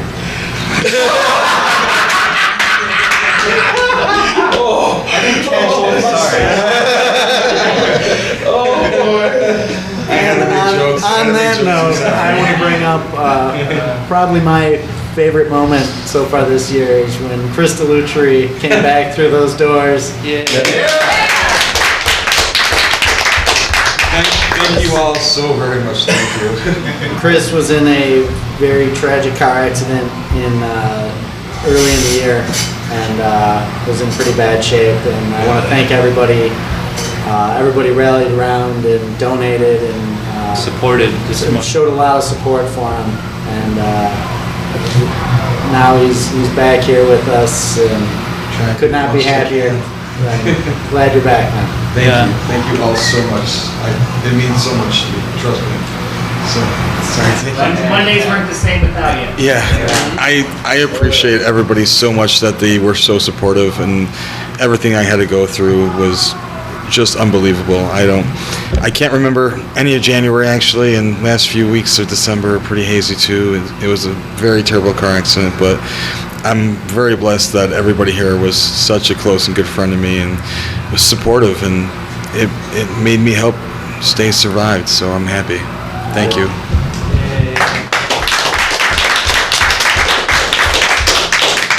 Chris, you've always been such a, even we met years ago on productions. 10 years ago. 10 years ago. He's an actor in both Dark Presence and Conquering Light. Woohoo! Been involved in the studios and was here when we were opening up and made the trip out to Iowa. Yes. And such an instrumental member making this place what it is. And I literally, when it all happened, it was not the same without having you here. So I'm very happy to have you back now. Thank you. I miss not being here when I wasn't here, trust me. Yeah. Any other memorable moments throughout the year? I'm thinking back, I can't even remember all the events that we ran this last year. I remember in the 3-on-3, we had the 3-on-3 tournament with Underground Retrocade. That was a very memorable event. James and Rocco and I competed, and the Retrocade actually beat us with Strain I was going there, and Rob Link, right? and Rob Link, who was actually hospitalized for part of that. That's right. He gamed too hard. but it was a great tournament, and it really fostered a lot of the camaraderie that we have between the arcades. And then also, of course, Chris, Peter, and Fred DeHart and I were able to travel out to the American Classic Arcade Museum for that tournament and represent Galloping Ghosts, and we were very well received by that group of people. But that was really more that event. It was a travel thing. But then obviously you guys getting honored. Fairfield, Iowa, you guys getting honored was a great accomplishment for the arcade, because it really brought a lot of recognition to the arcade for what it's done over the past 3 years. Not just last year, but also in the preceding 2 years. It just shows the influence that this place has had on the large community of arcade gaming. For sure. Everybody at Fun Spot, they certainly at least knew about this place. So the word has been put out there. Absolutely. They knew everybody. They knew people here by name without having been here or met you guys. Yeah. And that speaks volumes, because these people are 3 or 4 degrees away from people who have been here, and they knew your name, and they knew other people who worked here's names. They knew Anthony's name from Splatterhouse. Yes. Things like that. So. Just the.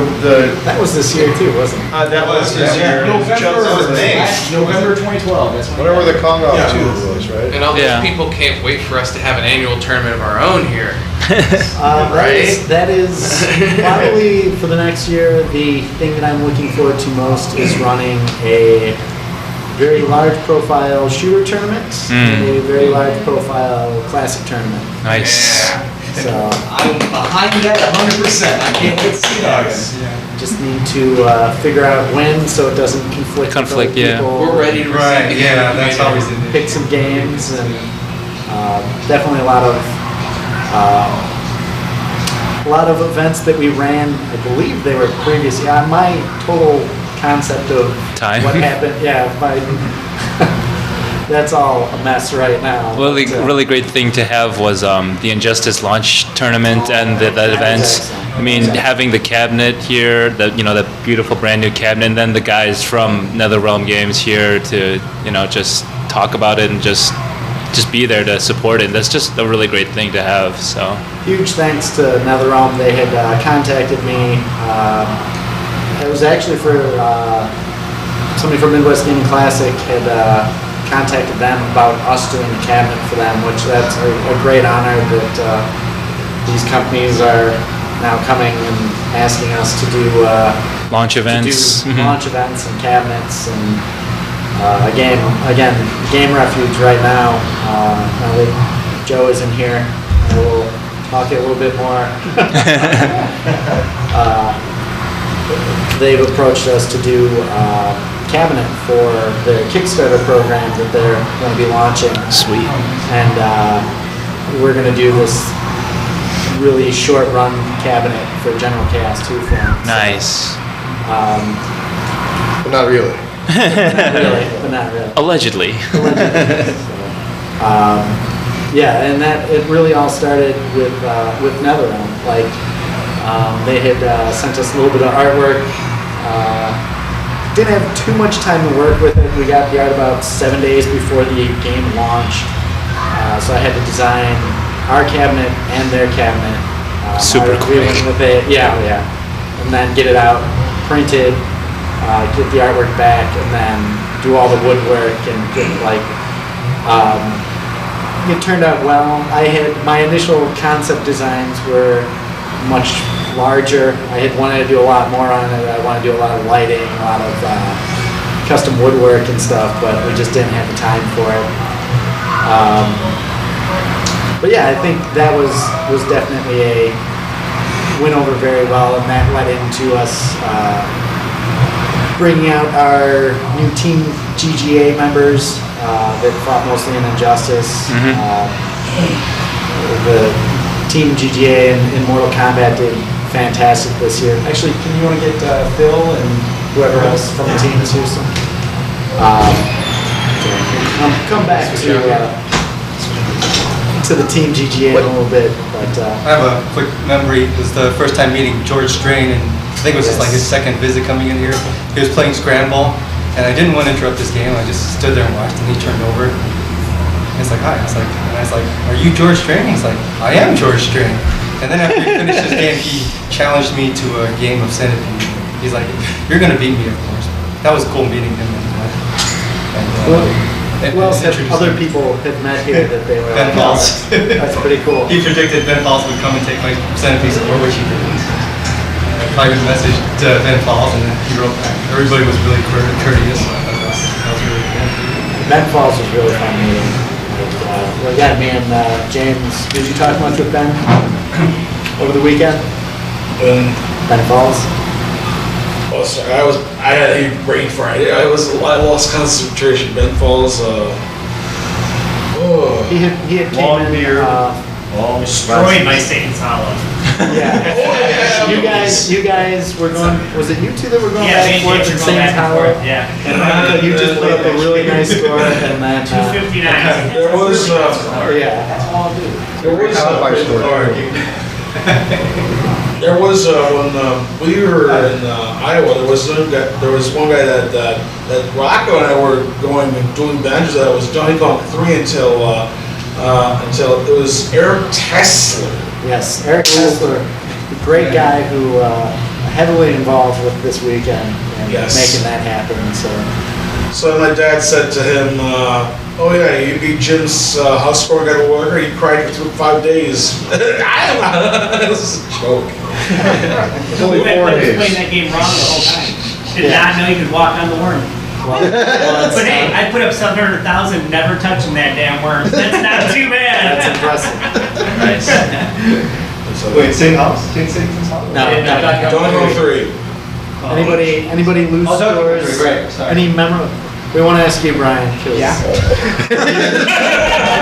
Oh, please, ask away. I don't want to have to bust the couch out and have you lay down for this. But anybody have scores that they're disappointed that they've lost this year? I actually have many. Oh, Doc, can I please talk? I was actually watching the stream as Matt Walters broke my record for Metal Black, and I encouraged him every bit of the way. I mean, as soon as I originally had the Metal Black score, and any world record score that I originally had, I have always encouraged, please, someone try and beat it. I want some competition. Honestly, I've always if you go the other way with it here, it never works out. Like if you make a score be like, oh, nobody's gonna touch this, you just draw a lot more focus on, and somebody's going to make it that much quicker. But myself being the quote-unquote new guy on the block, I realized that, you know, Rocco, Walters, James White, everybody around here had a chance of beating it.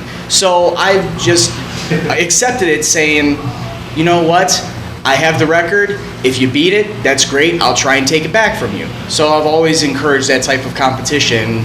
And with Matt Walters currently holding the record on Metal Black, yes, I was upset that I did lose it, but you know what? It brings out the competition factor in me that I want to try and take it back. I sincerely hope you do, because it would be one of the best, I think, stories if you're able to take the score back, because we're at the point right now where it's almost like at that level that a Donkey Kong title or something is at, where there's so little room at the top that it's like, it's really exciting. It becomes really exciting to watch for people watching the stream too, because there's so little room for error now in that score. But I was going to mention that I think I lost in the same week, like Frogger, Galaxian, like the week that Ben Falls and those guys came in here. I lost Frogger, Galaxian, I lost Battlezone the day of the anniversary, unbeknownst to me. I think I lost actually more scores this year than I gained. I lost Haunted Castle to a relative newcomer to the arcade. Peter Gores. And it's so funny because the more score, I mean, Matt Rocco knows this better than anybody else. And James White knows this better than anybody else. Both you guys had so many scores over the course of the arcade that there might be a week where you lose 8 of them. Yeah, for sure. Yeah. I was in a very dark period at one time. I almost retired. I did. I almost retired. I was in a very bad place, and then I brought myself back. What was that week? What was that week like? Describe the week. When did you lose? Oh God.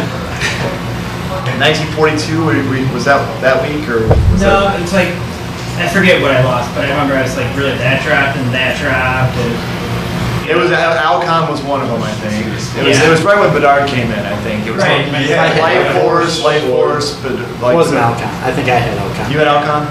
But it was that group of games that Bedard took. Because Light Force, Mega Force was one of them. Did you have Mega Force? Sam, I can't remember what they were, but I was There's a million point bonus in that game. Yeah. I lost all my pinball scores. Fred took one, and a bunch of other people, so. Yeah. Nice work. And I think the nature of this is that the more scores that you end up being a part of, the more variance there is. The more that you gain 4 and then you lose 8 and then you gain 6 and then so if you're involved in these competitions, you just end up getting caught up in these tug of war. So the fact that you had so many scores at I think you got a cluster of them. You got 5 or 6 in a month. New scores, and then they all went down in the same 3-week period. So it was the same, but it was the same sort of flow that happened to me because right just before I took the Metal Black score from you and I put the time into it, I lost Ikaruga and a couple of other scores in 2 or 3 days. Haunted Castle, Ikaruga, and a couple of other scores. Mars Matrix, I lost all those scores in a couple of days. When all those guys were in town, that was definitely it. Oh my god! I was running around checking scores nonstop. Oh my gosh! It's magical. The more that it accelerates, the more scores that fall. It's just such a special experience to be part of it. On whatever side of it you're on, it's so cool to watch and see and be a part of. Well, now again the first years it was Rocco and James, and this year there's definitely been the most growth in regular high scores, and the more exposure we're getting people in from out of state. I will say I'd rather have my score crushed than skimmed by. 10 by a point? Yeah. I mean, they're gonna just smash it. Yeah, I'll go through. I had that score for a long time. Yeah, triples it. It's fine, then you're that much better. Are you more likely to go back to, if somebody takes your score by 300 points, are you more likely to play it again? Oh, for sure.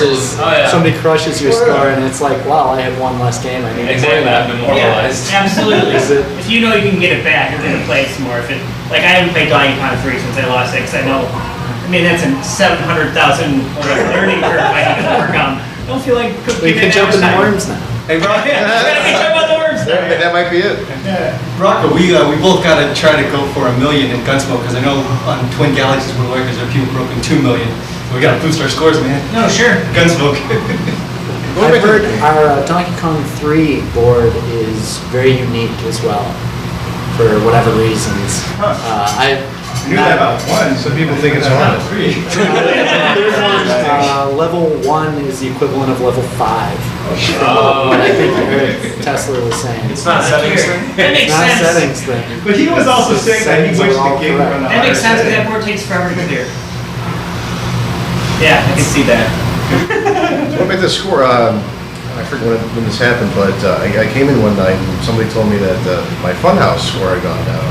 I had 15, 16 million before that. And somebody put up 18. And right then and there, I was back and I took it on the very first game that I played. Yeah! But it was by maybe 10,000 points or something. I did it then and I'm like, what? I think the first time that ever happened was when Walters took my Galaxian by 100 points. Well, and to speak to that point too, when I was first at this arcade, Rocco was part of a involuntary hazing program, which involved the fact that whenever I took one of his scores, he would come in the very day and take it right back. Whenever it's literally whenever that was my learning curve was. I was a lot more competitive back then. Because Galaxian, I want to say I would walk out of the arcade, Rocco would walk in and take it back. 4 or 5 times in a row, he did that. It's made a good few going on. Yeah. A lot of heat. I'm the only person that's I don't know. It's the only let me see. There's 2 or 3 scores that or Dig Dug was one, which was the house score in Dig Dug, which no one, like I said, held on for 2 years until you get no one. I mean, there's 2 other games. Well, one was a world record I lost, Double Dragon 2. Oh, that's right. And Double Dragon I lost the house score to, and but it was no one here. Graham Ogilvy took the score on Double Dragon 2, didn't he? What? Didn't Graham Ogilvy have that score, or he's in the running on Double Dragon 2? I thought it was Ken Williams or something. Oh, maybe it was Ken It Williams. was someone, I got the world record Double Dragon 2 on Halloween, I think it was 2012. Wow. And some sports, actually, today's the 12th, right? Yes. Oh yeah, and I remember it was 1 year ago yesterday when Doc streamed my Aliens World Record run. Yes. Still is up there, still's up there. That was one of the sports games that I did hate losing was Aliens because I worked so hard on it. I'm sorry. No. All the power to you. Walters, I couldn't answer one of the games. That was one of them. That was, you didn't finish it though on one credit yet. That's still out there, right? Okay. I gotta keep giving you guys challenges. Okay. Like Isaiah tried to challenge a good show, like Forgotten Worlds. That's the only. If you call that hell shooter, is that like a hell shooter to you guys? Because that is not bullet hell. Mars Matrix. Oh, I can understand that. The difference is that in bullet hell games, you usually have only the center of your ship is vulnerable, not the whole ship. Usually, you're like going in between bullets, and the wings are not going to blow you up. But in Aliens, hitbox. You can the hitbox is very small in bullet hell games. Okay. So just because there's a lot of bullets in the screen, if you got a big hitbox, it's not really a bullet hell because Well, I'm surprised that only if Isaiah Triforce Johnson would just show me how to get 5 million in Forgotten Worlds. Yeah, it's all about the Forgotten Worlds. We don't know what happened there. We can't. I know. I know what it is. Finish it with just one run. It's finishing it without buying anything. You gotta finish it without buying anything. Because your Zenny at the end converts over. I understand that. At first when I saw it said the first record, then about the Zennies. The money. Everybody's got a million Zenny man. Okay, I thought it was Zenny. Okay, it's just. Spending too much time in the shops. Yeah, you spend it way too It's much. our window shopping, James. Brother.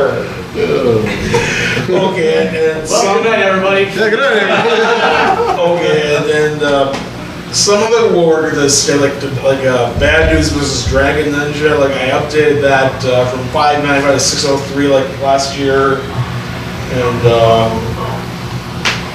there's just some scores that I have, or even all of us have, that just stay up there. Where like Rocco's first world record, Haynes Comet, which it has been untouched, right? Yeah. That's good. For now. Really. I'm not gonna laugh at it. It's good. It's good. It's a great score. Yeah. A great score. Usually the star score is pretty sick, James. Well, it's not. Well, thank you for that. But I know Doc's working on trying to take your time. I have been. He wants you to say. That has been a challenge of my repairs. That has been one that's been bothering me for quite a while. Yeah. So I actually resorted to sending the board out elsewhere, and now they have moved it off their bench because it is giving them so many problems. So, jeez. And it's both the process. I have two board sets, and both processors are bad. So, looking for a new board. But We have a bonfire? no. Plenty of good parts on it. But still. Then we'll have the bonfire. Then we'll have the bonfire. Have a bonfire without video games in it. Just throwing it out there. So yeah, hopefully Sinistar will return very soon because No that is worries. an amazing game. Yeah, that, it's a really great I game. know a lot of people have been asking about. And we have the sit-down version, which is super rare. Yeah. 1 of 50. One of 50 that Ever were made. Yeah. Yep. Definitely not that many left today. I didn't even know it was that rare. Wow. Yeah. I heard Mike Vinacore had one who's a Midway guy back in the day. He had a really nice one that I kept trying to buy from him. And when the big rain happened, he actually closed off his basement so it was never coming out unless they were knocking walls down. Oh, jeez. And believe it might have gotten damaged due to the rain. Not sure, I haven't talked to him, but hopefully his is safe, because that's definitely super rare. But Not that you need it in the arcade, I'm beating it honestly, but I'd like to know how rare the sit-down Return of the Jedi is. Like how many of those are on? Oh, man. You actually sit on a speeder bike and, What? but, yeah.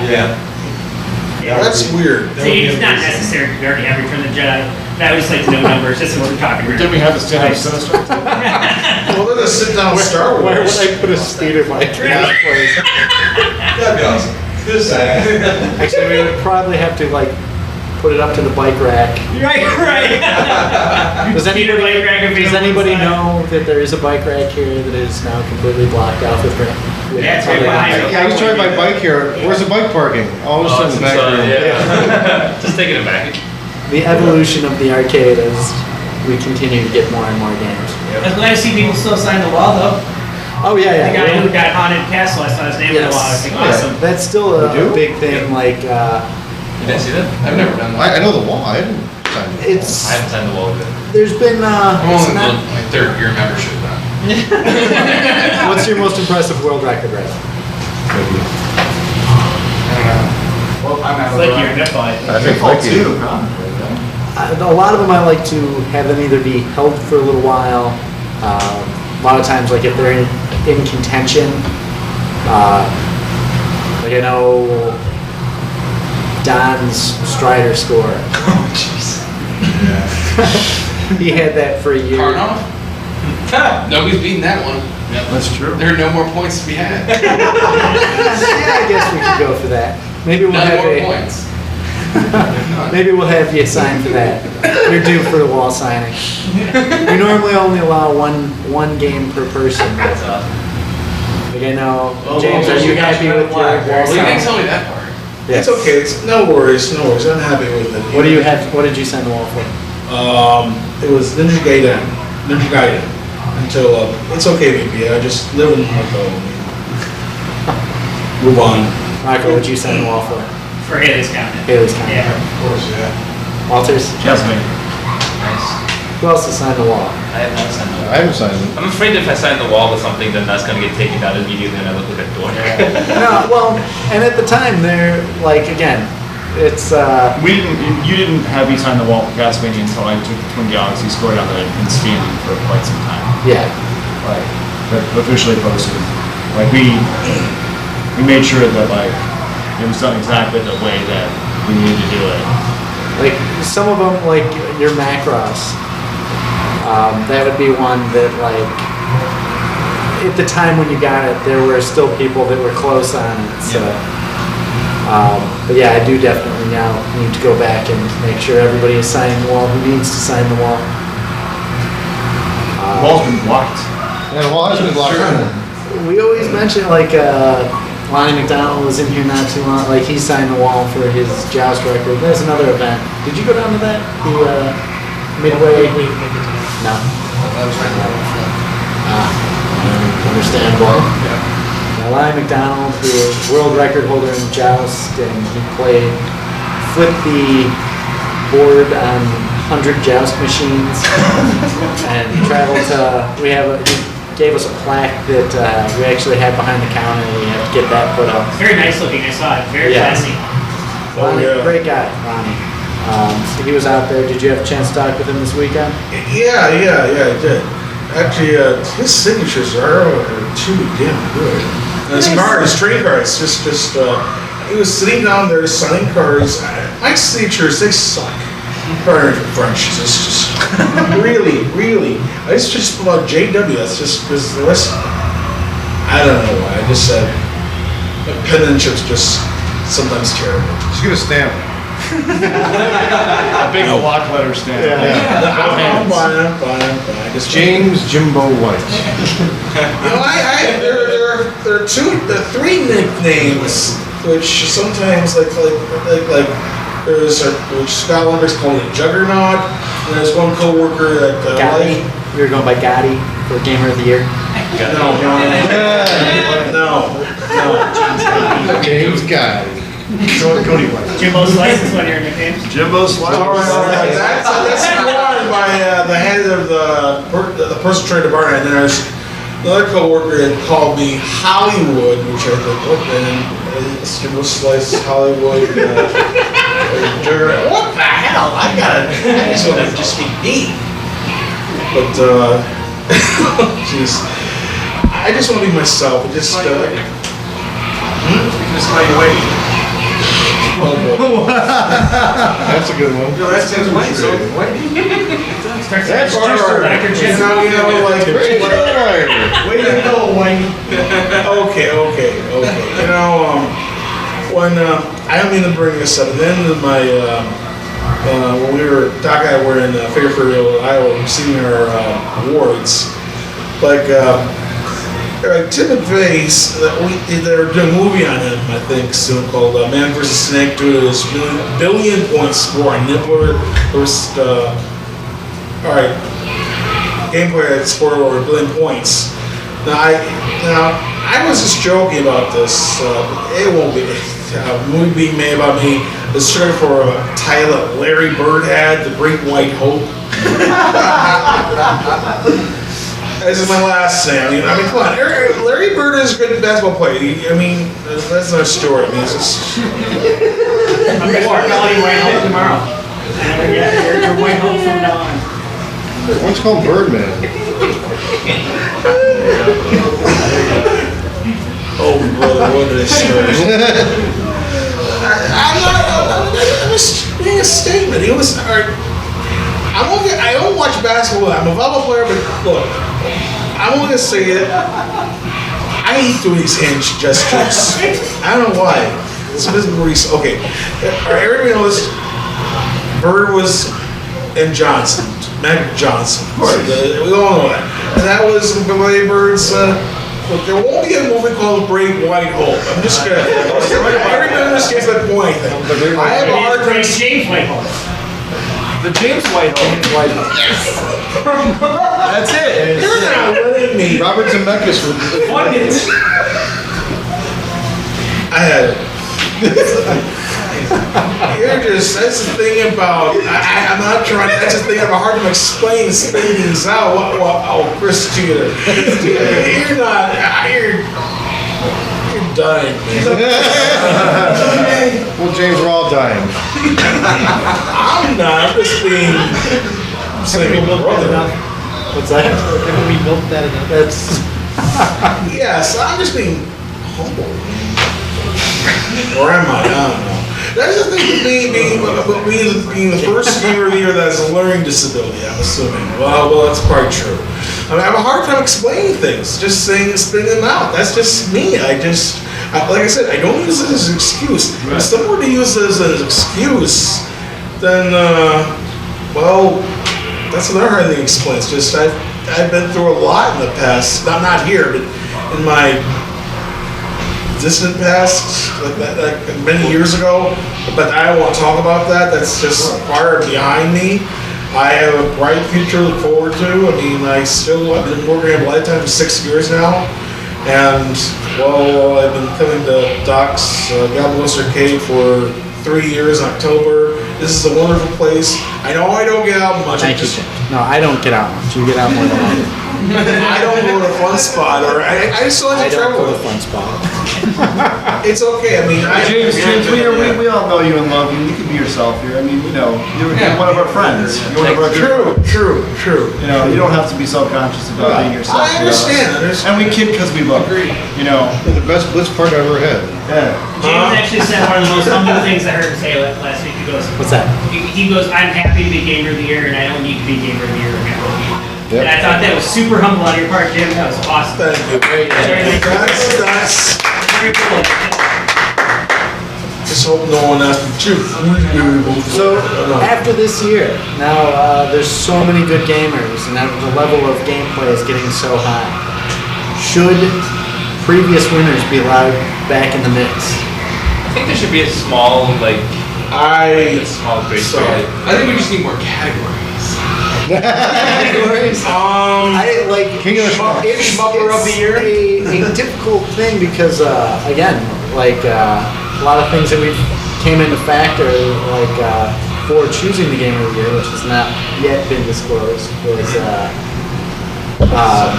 there's a lot of people who are in the running. Like, I definitely wanted to put Team GGA in the running because they have collectively amassed a large amount of wins and done some amazing things in the Mortal Kombat community and Injustice community. Totally. You guys put this place on the map for like the Midwest. You represent the Midwest pretty much. We have Exactly. Bill Pops Diaz here, who is one of our original Team GGA Mortal Kombat players and is also on the Injustice team. And then we also are joined by John Haruza. We'll mention him, who is here as well, but not on the team. But here all the time. Every week training with us, making us better. One day he'll make that team. For sure. That makes sense. Keep low to your tournament. He's the Rudy. Yeah. Aside from Team GGA, obviously, Matt Walters, you had a lot of amazing accomplishments. I'd go for him. Pretty much everybody at this table can be called out and mentioned, as there is a lot of really impressive accomplishments. Also, these players that Brian, did you want to say? I was going to say, Doc, that's really, really nice of you, but I really don't think I'd be a part of that list. No, you most certainly are. You've said I understand. Compared to Walters, Fred, Teeter, everyone else that's eligible, I'm appreciated, but I really don't belong in that list. You most certainly are. Like what you brought to this place.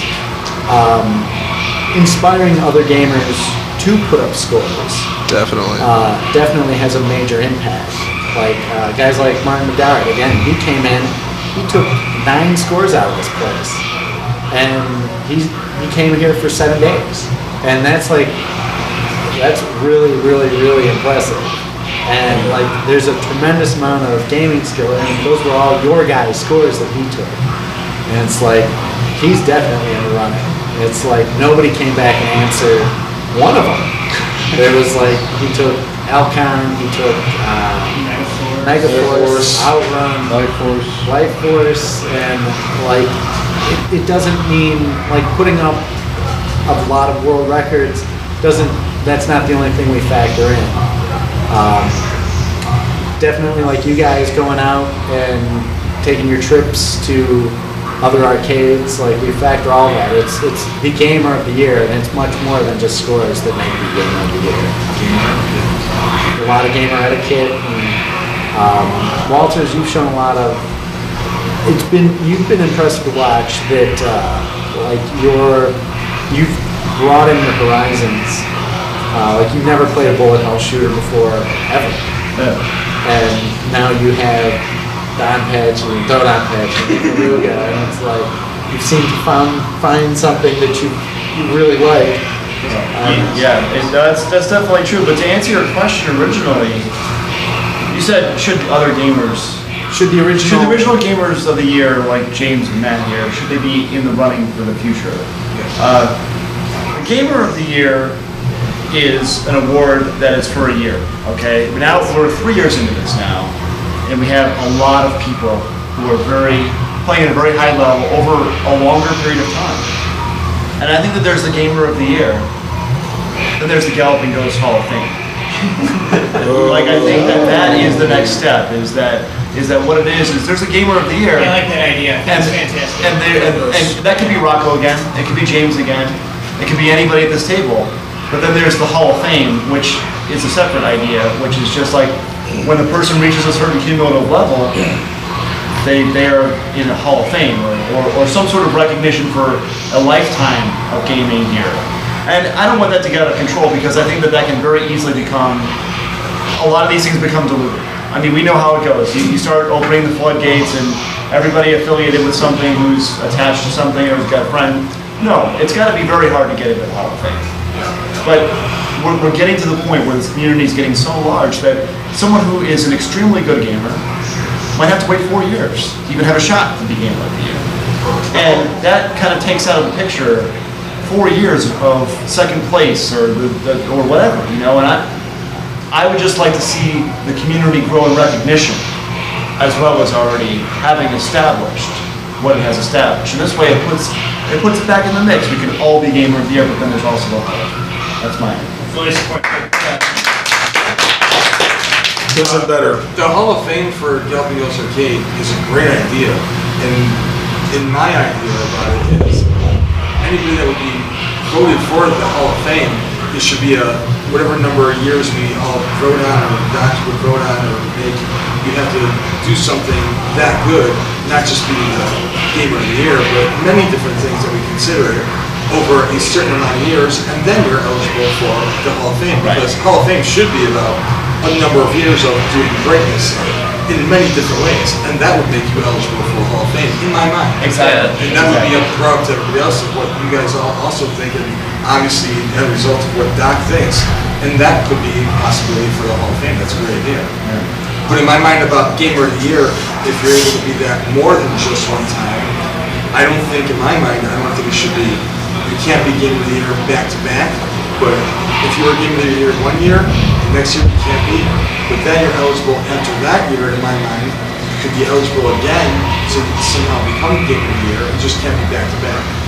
I personally think that could be a possibility, but once again, But like it's up if to you everybody have else. the competition level is getting insane. So intense. Yeah. Where like if somebody's doing that many great things, like hopefully it would inspire the other players to really step up.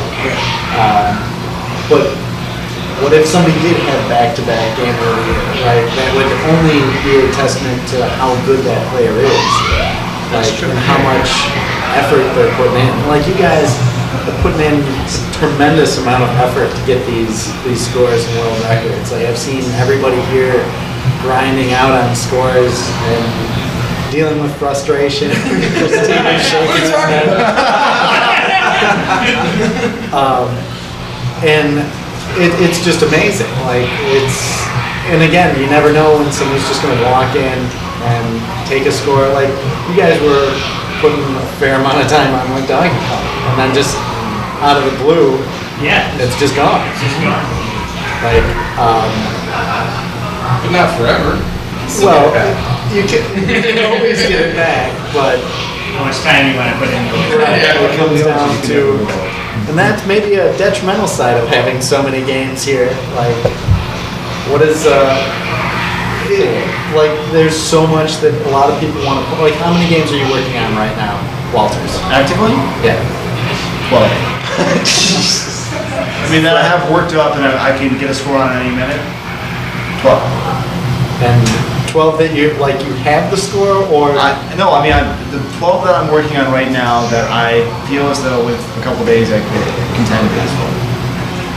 That's a lot. Well, but the problem is that I'm not getting scores. Yeah, that's so, go ahead. That's kind of like when I saw, when I first started coming here. The first year that I first started coming here, I saw Rocco every time I came in, because I didn't know a lot of you on like a first name basis. I basically knew Rocco from just playing Mortal Kombat with him a handful of times. Every time I was here, he was always grinding out a score, and I'm like, okay, he'll probably be Gamer of the Year when it was announced. Second year came around, and then there was much more competition.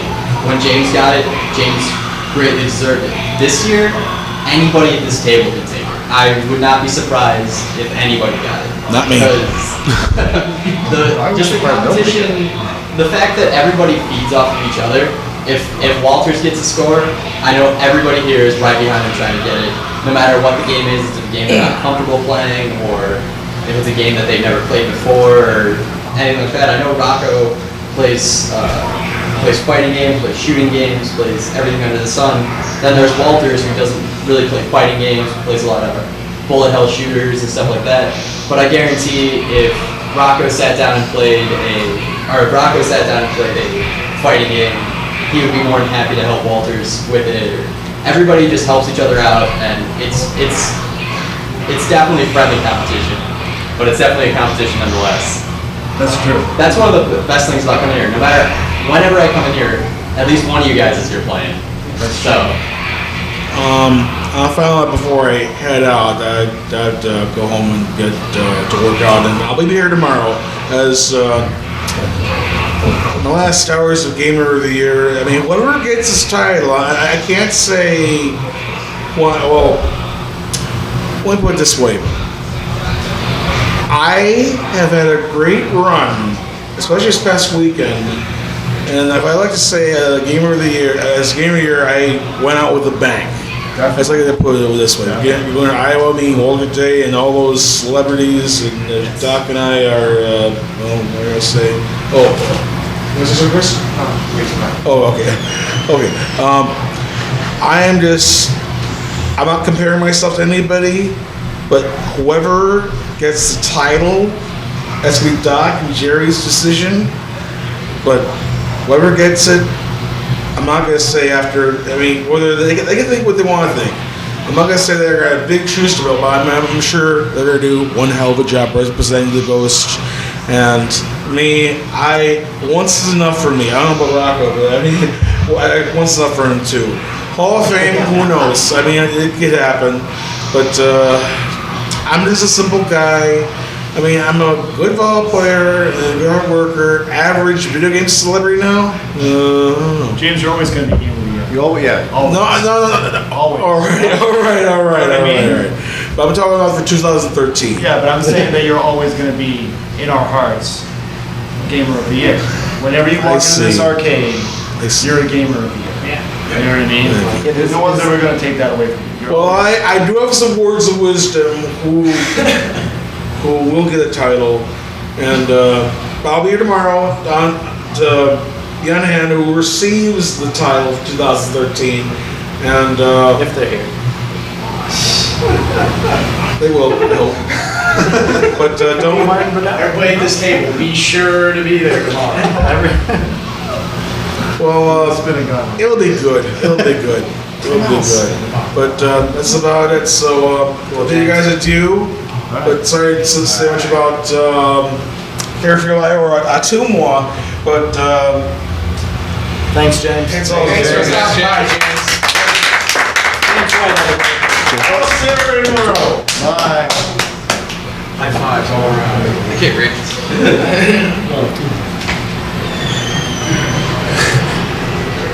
So, where were we?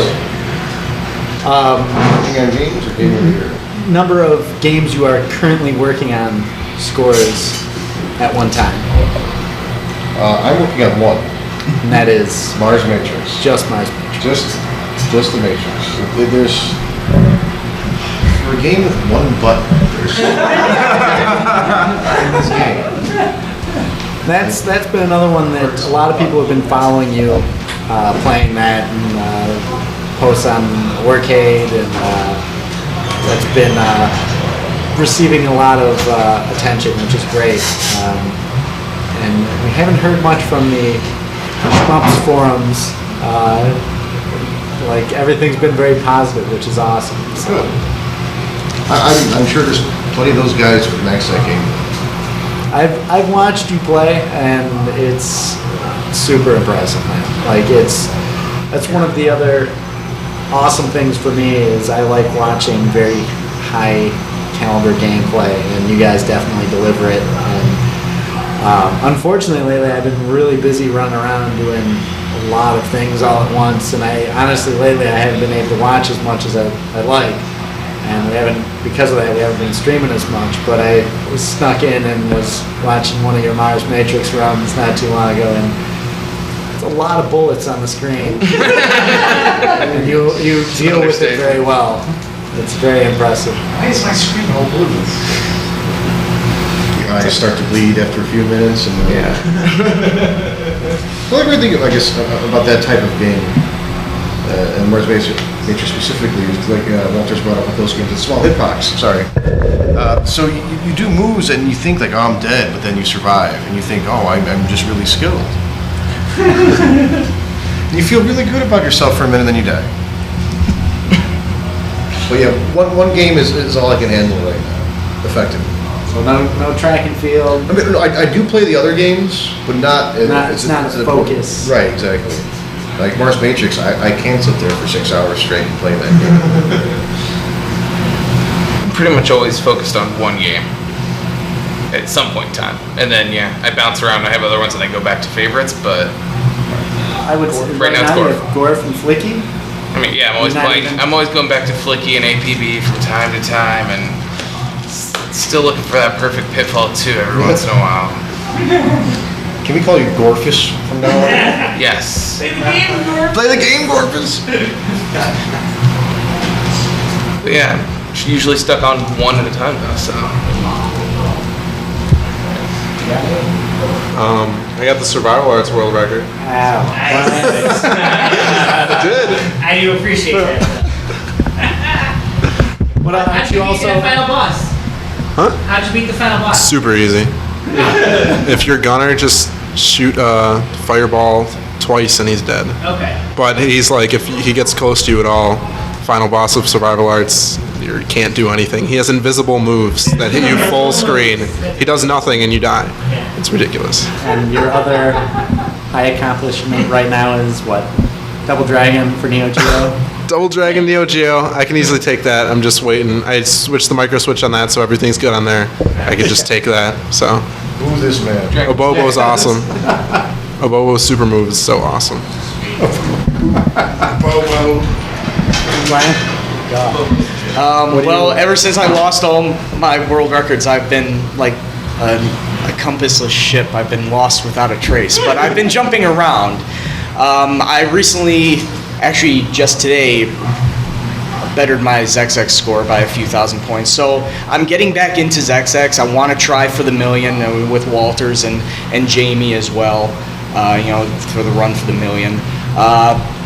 Bouncing around with Splatterhouse too. I want to try to get 100,000 on that as well. I'm third place on Orcade right now. I got 83,000 points on that. I'm nowhere close to Anthony, but I want to just try and see if I can make it through on one credit. And How see far where are you I getting? I'm on stage 5. Stage 5. Yeah, 7 stages out of everything. But yeah, I'm on stage 5 right now. That's awesome. That is awesome.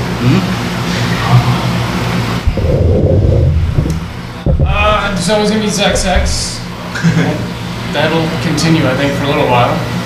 Always play a game or two of Extermination when I come in, trying to get James White's score. Always play Strikers. Still going after Doc's Dragon Saber. That's gonna take a long time. And starting up R-Type. So there we go. 5 games. 5 games. You're actually making me think I want to play Dragon Saber again. You don't need to. That's already. It's already high enough. This is how it works. I'm working on Mr. Do right now. I don't know, just out of nowhere, just felt like Yeah, that was Mr. really Do. surprising that I looked down that aisle and saw you on Mr. Do. I was like, Yeah, what? I've been spending a lot of hours on Mr. Do lately. That's much more respectful than looking down that aisle and see you on Survival Arts. I know. I'm all over the I like place to now. walk. I would like to come over and say hello. I kept walking that day. I was like, wow. This game makes me sick. Game's awesome. What else? Russian I attack. got back into E-Spot. I think I can get. So I think I can flip it. Yeah. So I almost have 600,000 already. And then there's one more. Are you done with Shadow Dancer now, or? For right now, I'm done with Shadow Dancer. Yeah. I mean, I might pick it up a little bit here and there.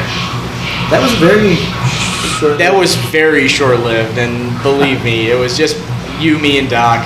Well, I played Shadow Dancer for a while before Doc took it, and then I played a lot of Shinobi, so it just kind of got me back in the swing of it. That's why I'm playing E-Spot.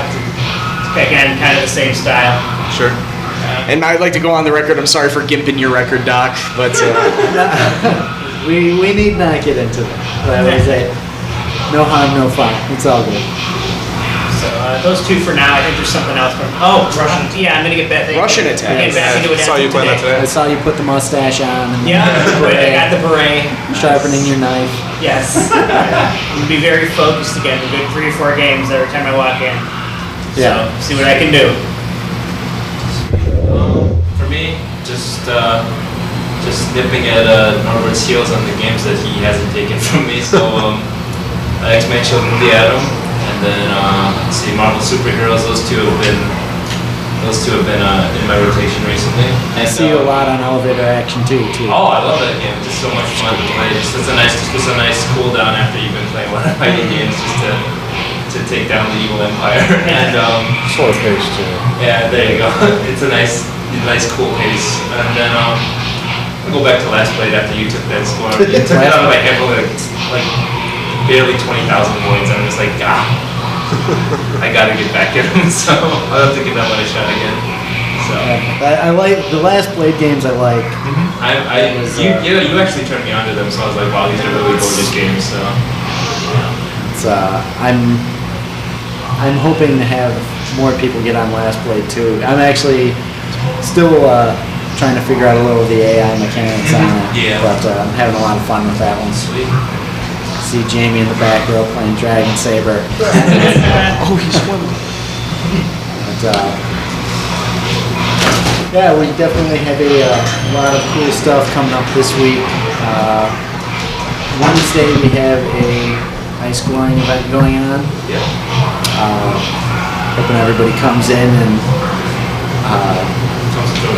Walters, you wanna? Yeah, well, Fred had approached Doc about doing a scoring event at some point in the week, and I think I've talked to all of you, or somebody has talked to all of you at this point. And the idea that we have for Wednesday is as many local records and world records as can fall in one day. And all of us will try to focus on what we think we can take, and we'll see how many records fall. I think that 20 could fall. I mean, if 9 of us show up, and each of us take 1 or 2 of them that we think we can do, then 20 is doable. But it could be that some of these scores, that some of these games that we're working on. I mean, Fred's working on Mars Matrix right now. That's a really tough score to get. He admits it himself. He hasn't even gotten that close again yet. And I'm not as close as I'd like to be on Diocho. And that's what I'm. I was watching you play that last night, and again, the caliber of play there is so unbelievable, and it's so fun to watch you play that. Oh, thank you. I was like, you and Fred on Mars Matrix are definitely up there as some of the funnest games to watch. Being played in this. Oh, Fred, I sometimes come to the arcade just to watch him play Mars Matrix because, and it's just like it's such a great game. But so I was telling everybody about the event Wednesday, and I said that Fred's idea originally was to do an event, some kind of scoring that we settled on between the two of us doing a high scoring event. I said that 20 records I thought could fall that night between the 9 or 10 of us that are going to be involved in this thing. I think that could happen. Yeah. I'm hoping that the one I'm hoping that falls the most is Centipede. Centipede? I'm hoping that Duke Dan can take that Centipede score. He's right there. He's right there. He's right there. That would mean so much to him. That would be a great. I agree with that. That would be the most impressive feat. If he does that, we'll pick him up on our shoulders and carry him out of this place. Yeah, that would be great. But I mean, I know that I'm hoping the ZXX score changes hands 3 times. Honestly, like that would be so great. Like again, like it's great when anybody pushes it higher if it's their score, but it definitely draws a lot more attention when it's going back and forth than in one day. Even then, even better. But and especially, I will say about the Fun Spot trip, one of the things that you had mentioned to me last year that had not sunk in until this year when I went there with Fred and Chris, we saw the results of people watching other high-level play.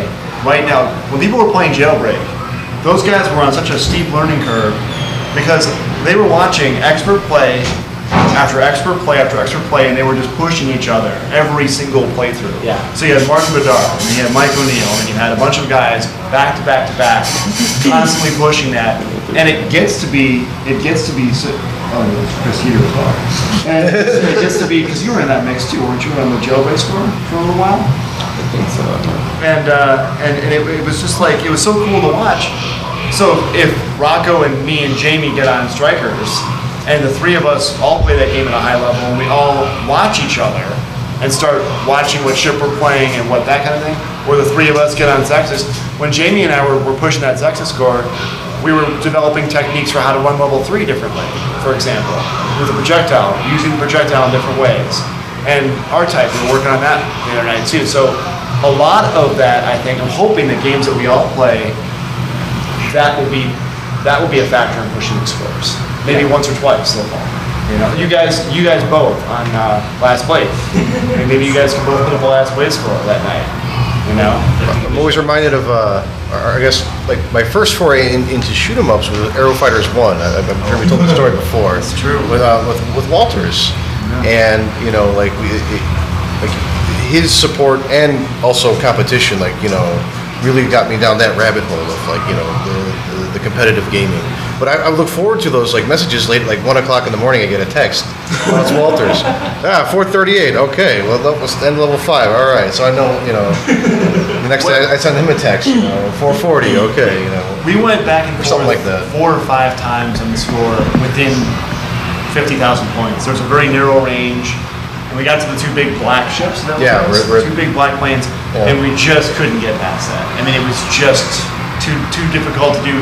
You know, you guys all get to that point in the game where you're playing it for 40 minutes and you may or may not get 10 points farther. Yeah.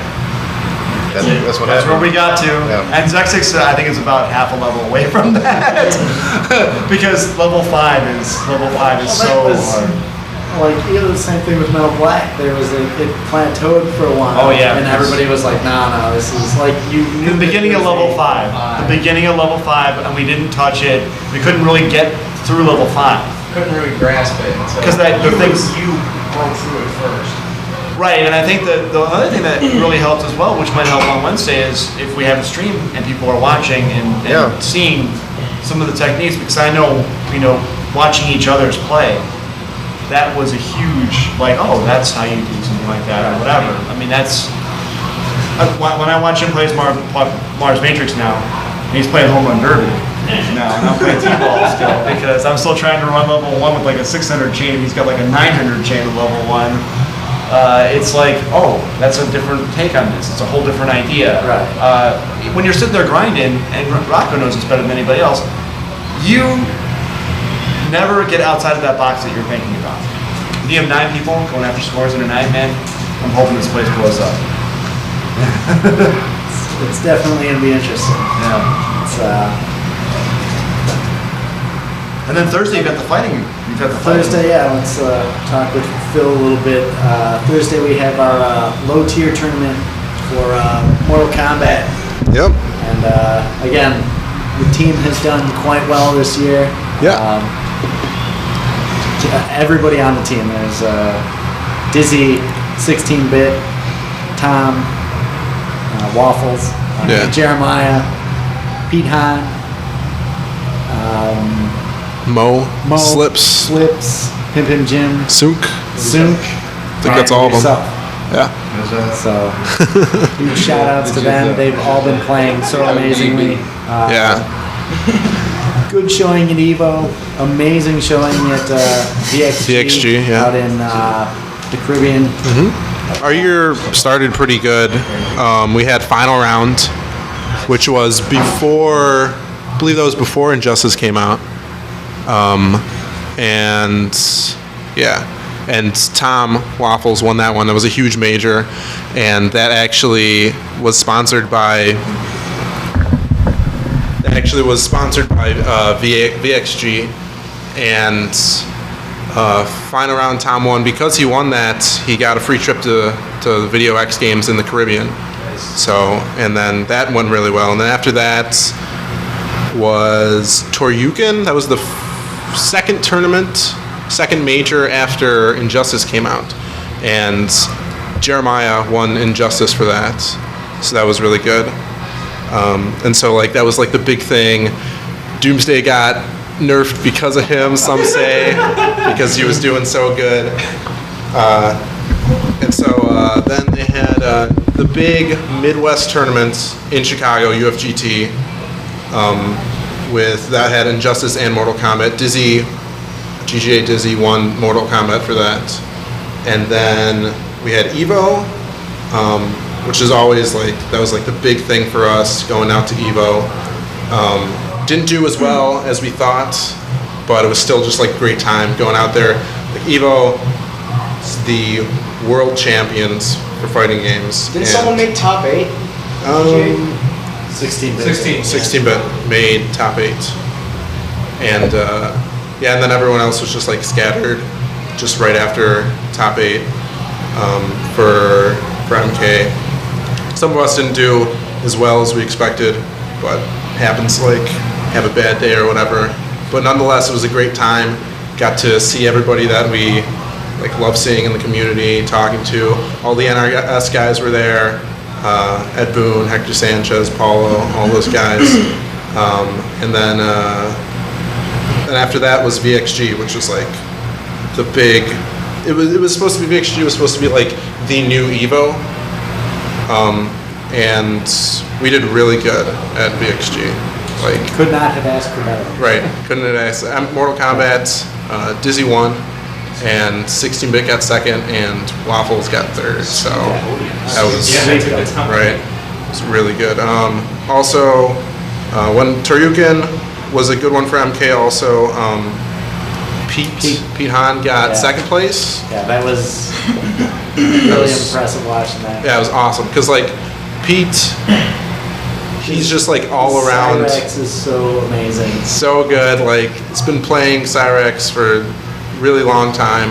And like, to me, Pete is just like the well-rounded fighting game player. Like, he's played all the fighting games.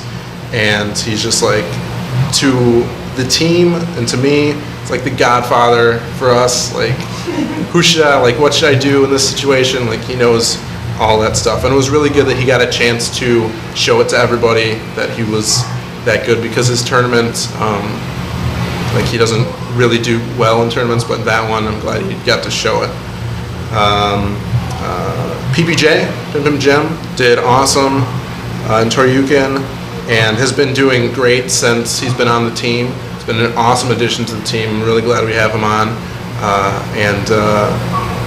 Like, yeah, I think it's been an awesome year for us. And like, yeah, definitely like the introduction to Injustice into the fighting game community. It's really boosted, like it's bringing communities together, and like it's just making the team grow with the addition of Slips and Pimpin' Jim, and just like going forward with it.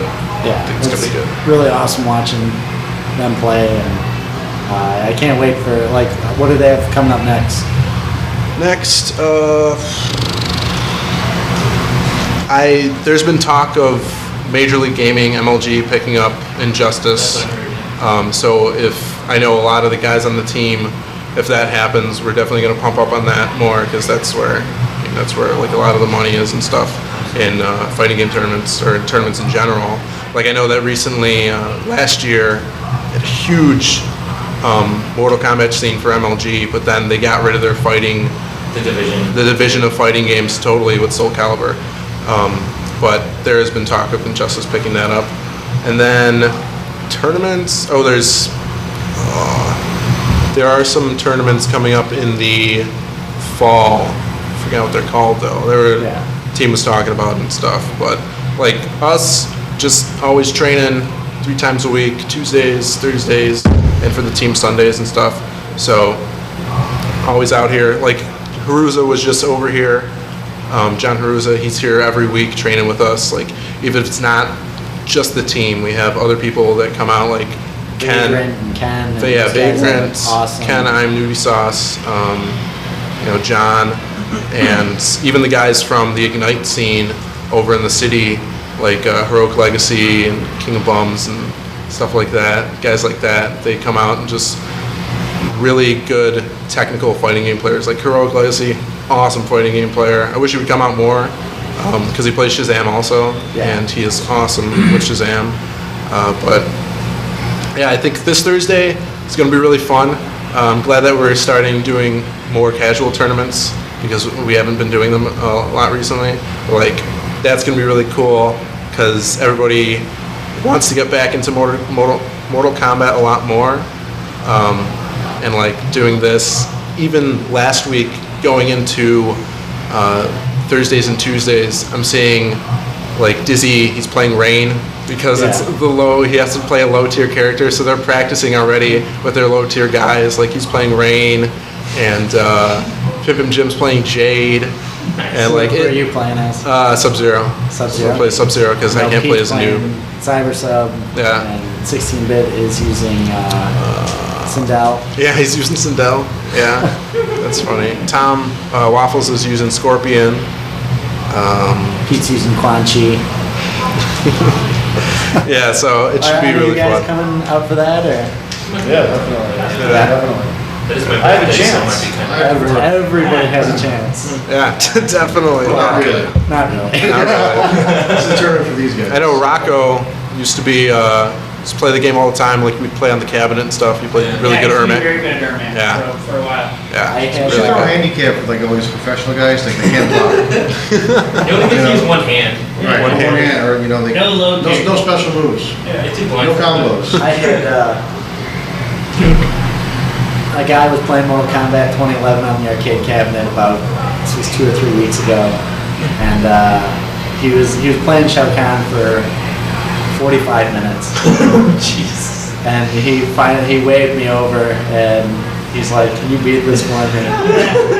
And it was the first time I had played MK in a while. And Sure. Such a good game. It made me want to get back into it, and I regret that I ever stopped training with you and everybody else. But even me and Rocco, I don't play versus here. MK is the only game that I play versus in. We were a good tag team for a while. Oh, yeah. a little bit when you played. I'd like to get back on that. Yeah, Cut Louder Max, a good tag team. That is a goal for the new year. Yeah. Awesome. Yeah. Also, this has been your first year here, correct? Working? Yeah. Yeah. Just want to say thank you for everything that you have done here, and you've definitely helped the place run better. And, Thank you. It's I'm in the bathroom. but yeah, the team as a whole, you've just been amazing, and look forward to lots more MK stuff. And even most recently, this past week, we had some of the MK actors out. We had Daniel Pacina and his brother Carlos Pacina. It was his first time here. Yeah, that's and, awesome. John Parrish, and great that those guys support us and come in for events like this. And always an honor to have Always a those good guys. time when the mocap actors come in, like, you know, Dr. Philip Philip on, it's so weird when he'll just show up sometimes. With his family, yeah, that's awesome. Yeah, it's really amazing. Comes to my restaurant all the time. Really? Yeah. Oh yeah? Your restaurant. That's It's not mine. The restaurant I work at, I should say. all the MK actors and like John Tobias stopped out this year, and we've had so many industry people. John Vogel, was here on the Injustice night, and Hector Sanchez. All those guys. When we were delivering the Mortal Kombat or the Injustice cabinet, Ed Boon was there, and it's great having that industry feedback. Definitely. And it's great that they're supporting, because like those events and people getting to meet those people, and Gets people excited. It and really makes a lot of does. fun. Yeah. Like Daniel Pacina's been here several times, and every time he makes it so much fun and draws like a huge crowd, and it's great that he supports it. All of them do it. So other people have been here, like Rich DeVizio, who was here, John Turk, and Catalan. Again, it's just amazing when those guys come out. So we hope they keep coming too. So. Definitely, yeah. It really makes it so much cooler to be on the team here, because like could be like on a team in New York, fighting game team, like you never get to meet those guys, and like they're here all the time, like especially for our special events. Like even the people that did the mocap for Injustice, that work for Warner Brothers, they came down when we had our midnight launch event for Injustice. We had that tournament. They were there. That was really cool. So I was working on a large Evo surprise. I had a bit of Dark Presence work that came up, and I was unable to go to Evo, so I was stuck back here. And I had called Daniel up and was going to send him I offered him my plane ticket and my hotel room and stuff, and he was preparing for another trip. Otherwise, Johnny Cage was going to be there supporting you That would have been guys. awesome. Yeah. Unfortunately, he was busy, but it could have been really cool. Definitely. He supports you guys a lot too. I know so. he was at UFGT. Yeah. Yeah, it was awesome. He came out to the tournament there, and he was watching the finals where Dizzy was playing as Johnny Cage. So Yeah. everyone's like, Johnny Cage is watching Johnny Cage. Yeah. It was so cool. Like that's, again, it's so amazing having industry people here. Like we had Brian Cohen here, again from Game Refuge, and George Petro. And it's like they've worked on all these games and they're watching people play their games that they made from however long ago. And it's just definitely a different thing that most arcades just, they just don't have them. But yeah, hopefully we want to do a lot more events like that and have a lot more celebrities out. Are there any other events you guys want to see over the next year? More pinball tournaments. More pinball tournaments? We definitely hope to do that. Everybody seems to want more pinball, so. I know that there are 6 people that would definitely be in on this, and Anthony and Mirko have been wanting this as well. NFL Blitz and NBA Jam tournament. That is on my list as well. I do listen to all the Facebook posts, and after this week, probably by the end of this month, we should be able to lay out. Planning something? I'm going to try to start planning stuff so it's not, the day of that I announce the stuff. Again, with so much going on right now, I feel terrible about the lack of getting the word out on some of these events, because there's some really cool events going on, and it's just due to circumstance that we either announce them late or even they pop in my head so late that it's like, oh yeah. I appreciate that. Hey, if you want anybody to help you run side tournaments, we're all available. I mean, that's been another thing. Like, you guys have all been so supportive to me and helping me. Like, everybody here has come up to me and been like, hey, if you need anything, let me know. And I just really want to say thank you to all of you for that, because it's... I mean, it's a lot of work you undertake. Like, you have to have at least, 10 projects going on all at once, and it's got to be overwhelming. Yeah, here and that's what I tell people, because some people are like, well, Doc's behind on this. I'm like, well, no shit. He's got Galloping Ghost Productions. He's got Arcade Reffing. He's got his own stuff. He's got his life. He's got Eat and whatever. And he's got a man the arcade. Doc Eat, come on. All sorts of stuff that that you're involved in that you can't possibly get everything done. So sometimes I'm afraid to even submit scores. No. Should I overload his plate? Overload me with scores.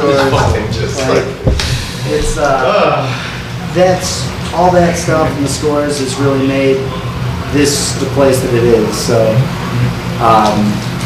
it is difficult to do everything, and there is a great amount of things that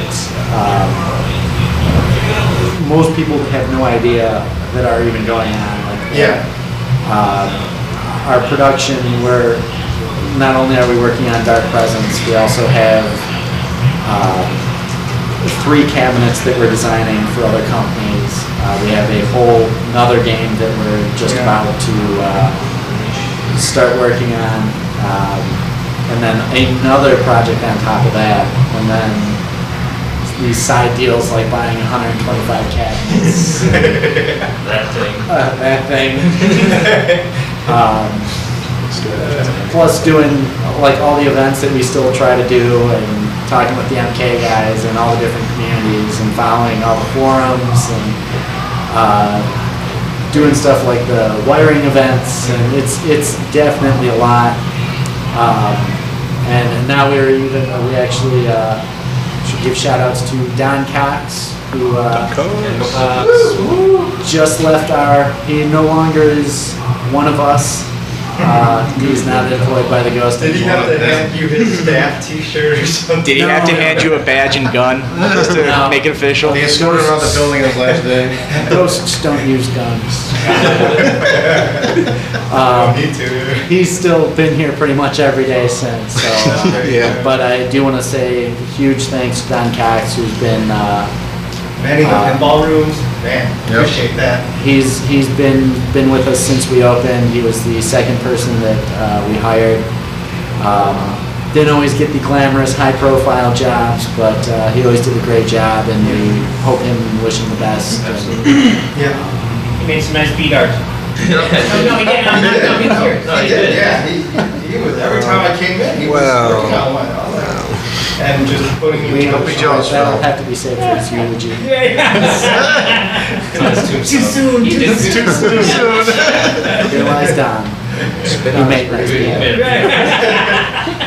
He was great, he's not dead. Oh. But yeah, Don, again, gonna always be here, definitely part of the fighting scene. And Yeah, he's here every week with his brother. So. Yep. But yeah, we definitely, while we are short-staffed and spread pretty thin, definitely don't ever hold back. Like, especially on repairs, like you guys have all been great, especially lately. Like, we want to make sure everything's running great. And I know even yesterday you guys were running around checking stuff and making lists for me, and that's what we need to make sure that that we maintain what we've grown for the last 3 years. And, we just gotta, especially now, like Walter Day was saying such tremendously nice things about this arcade, and about yours too, Scott. Like he's saying that you're one of the people that's keeping it going. Like he said some very nice things. You were in on the cake cutting ceremony, and we have to keep that going. Like all these other arcades who've been around for.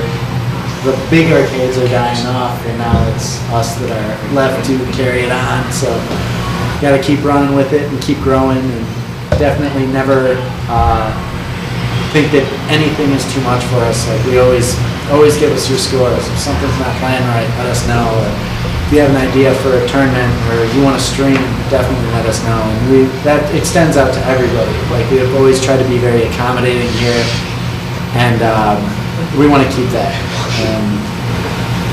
Only grow it in the future.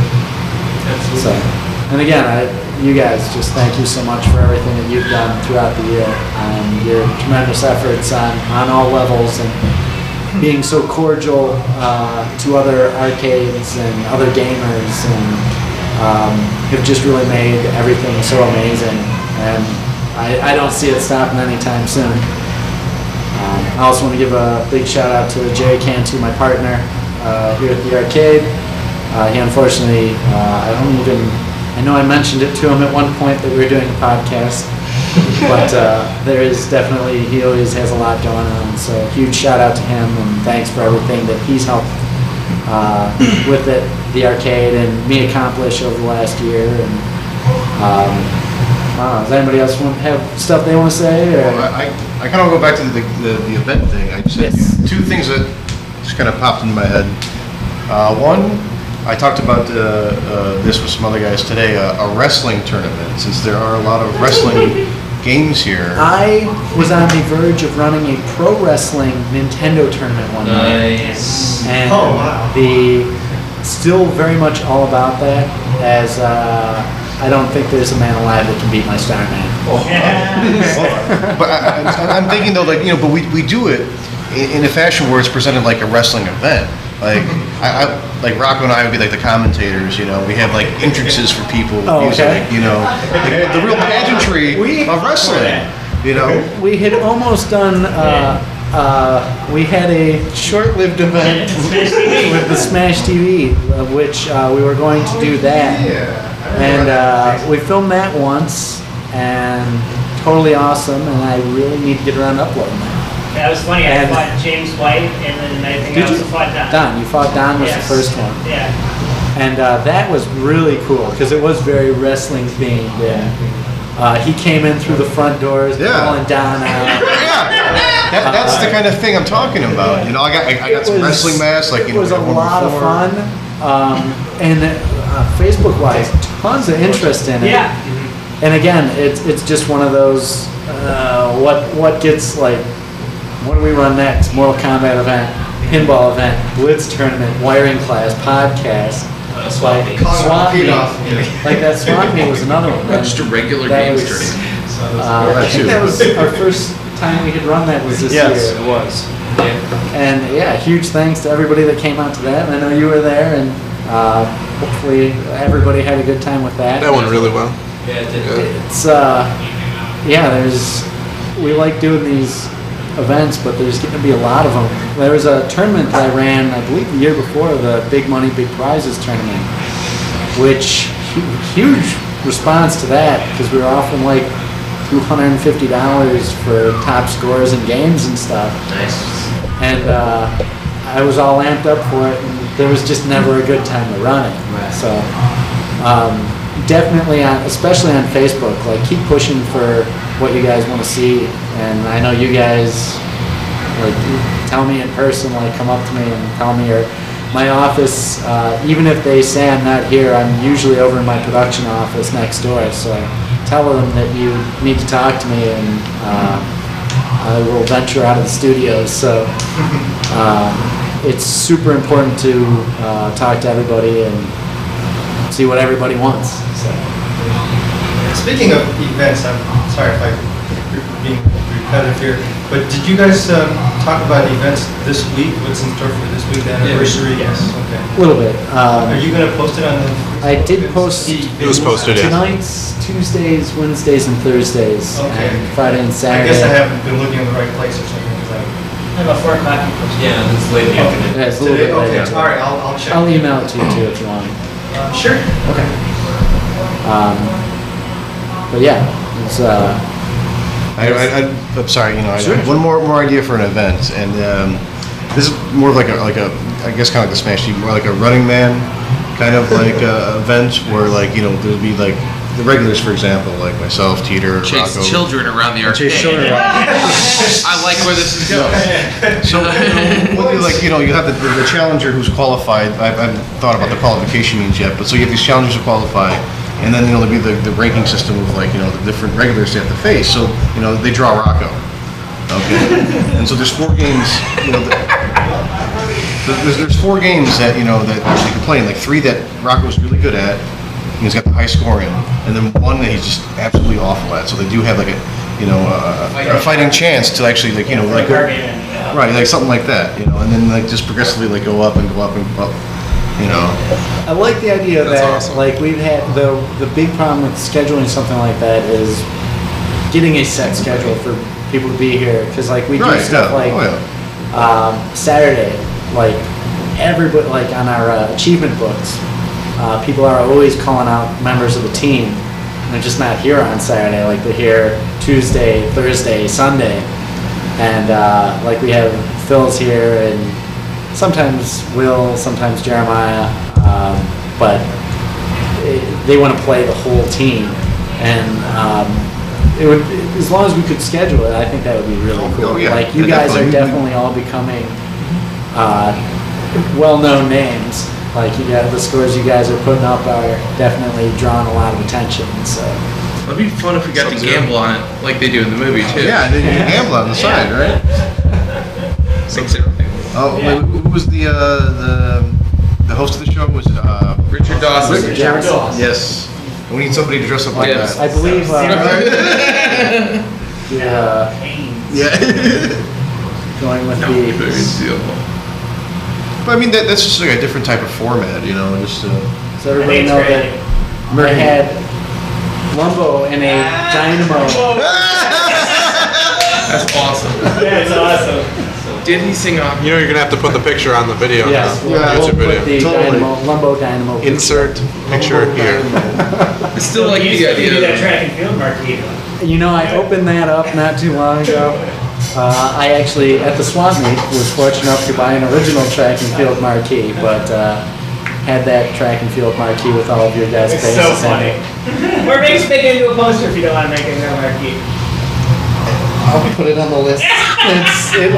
That's not going anywhere, but it's definitely one of those a little bit further down. Sure. Just talk that loud. Anybody else have anything they want to go over? Or? I still like the amateur idea. Have a tournament for people who haven't signed up for like just a week where you set 3 games out in front. 3 games that don't have continuous stuff where they can't cheat. Just to get people to sign up and start putting in scores. And just offer like a free day pass for the winner at the end of the week and maybe a shirt for the second place. We do that a lot. Like when we're walking around, if we notice somebody doing something, like it doesn't even have to be a high score. Yes, but if like, there's a free t-shirt, they'll sign up. Free hat. I've seen people sign all sorts of ridiculous stuff at sporting events and everything else. If it gets them a free bag or a free shirt, a free hat, hot sauce. Hot sauce. There's stuff to be given away. Sure. Locks of your hair. I'll contribute something. Locks of my hair. Well, you're right. Then they might have power over you. Lose all of your power. 2 hours of private instruction from Matt Rocco or James White. Yes. From a gamer of the year. House call. Might start to be. I can teach you to play Magic for you. See, it doesn't have to be something that costs a lot. Just time. Yeah, exactly. Just time and effort. I'm gonna throw a marketing idea for you. I've talked about it in the past. For sure. I really want a hoodie. I want a Galloping Ghost hoodie. Yeah. Even if I have to special order. I have all of my artwork is in, and And a I hat. can I am set to pretty much. There are production hoodies now. Nice. Yes. I'll jump. We will talk. I know Jamie would love to see me out of an arcade. There is definitely a lot more merchandise coming soon. But so anybody who wants anything, let me know. I want my Lumbo bobblehead.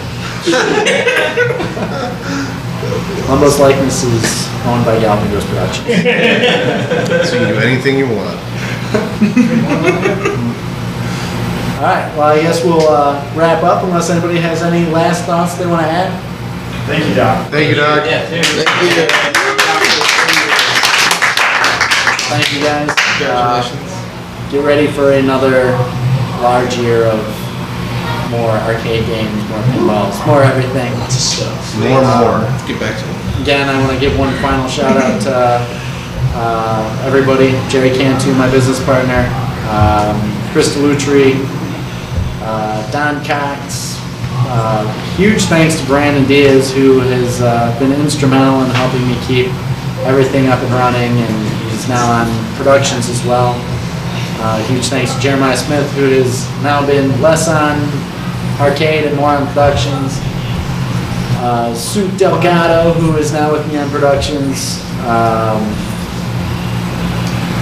Again, the guys from Game Refuge. Check out General Chaos 2 at facebook.com/General Chaos fan page or facebook.com Game Refuge. Check out what they're working on, because we are definitely going to be working with them in the near future. All the Mortal Kombat actors who come in and industry people who stop out. Again, most recently George Petro and Larry DeMar. Team GGA.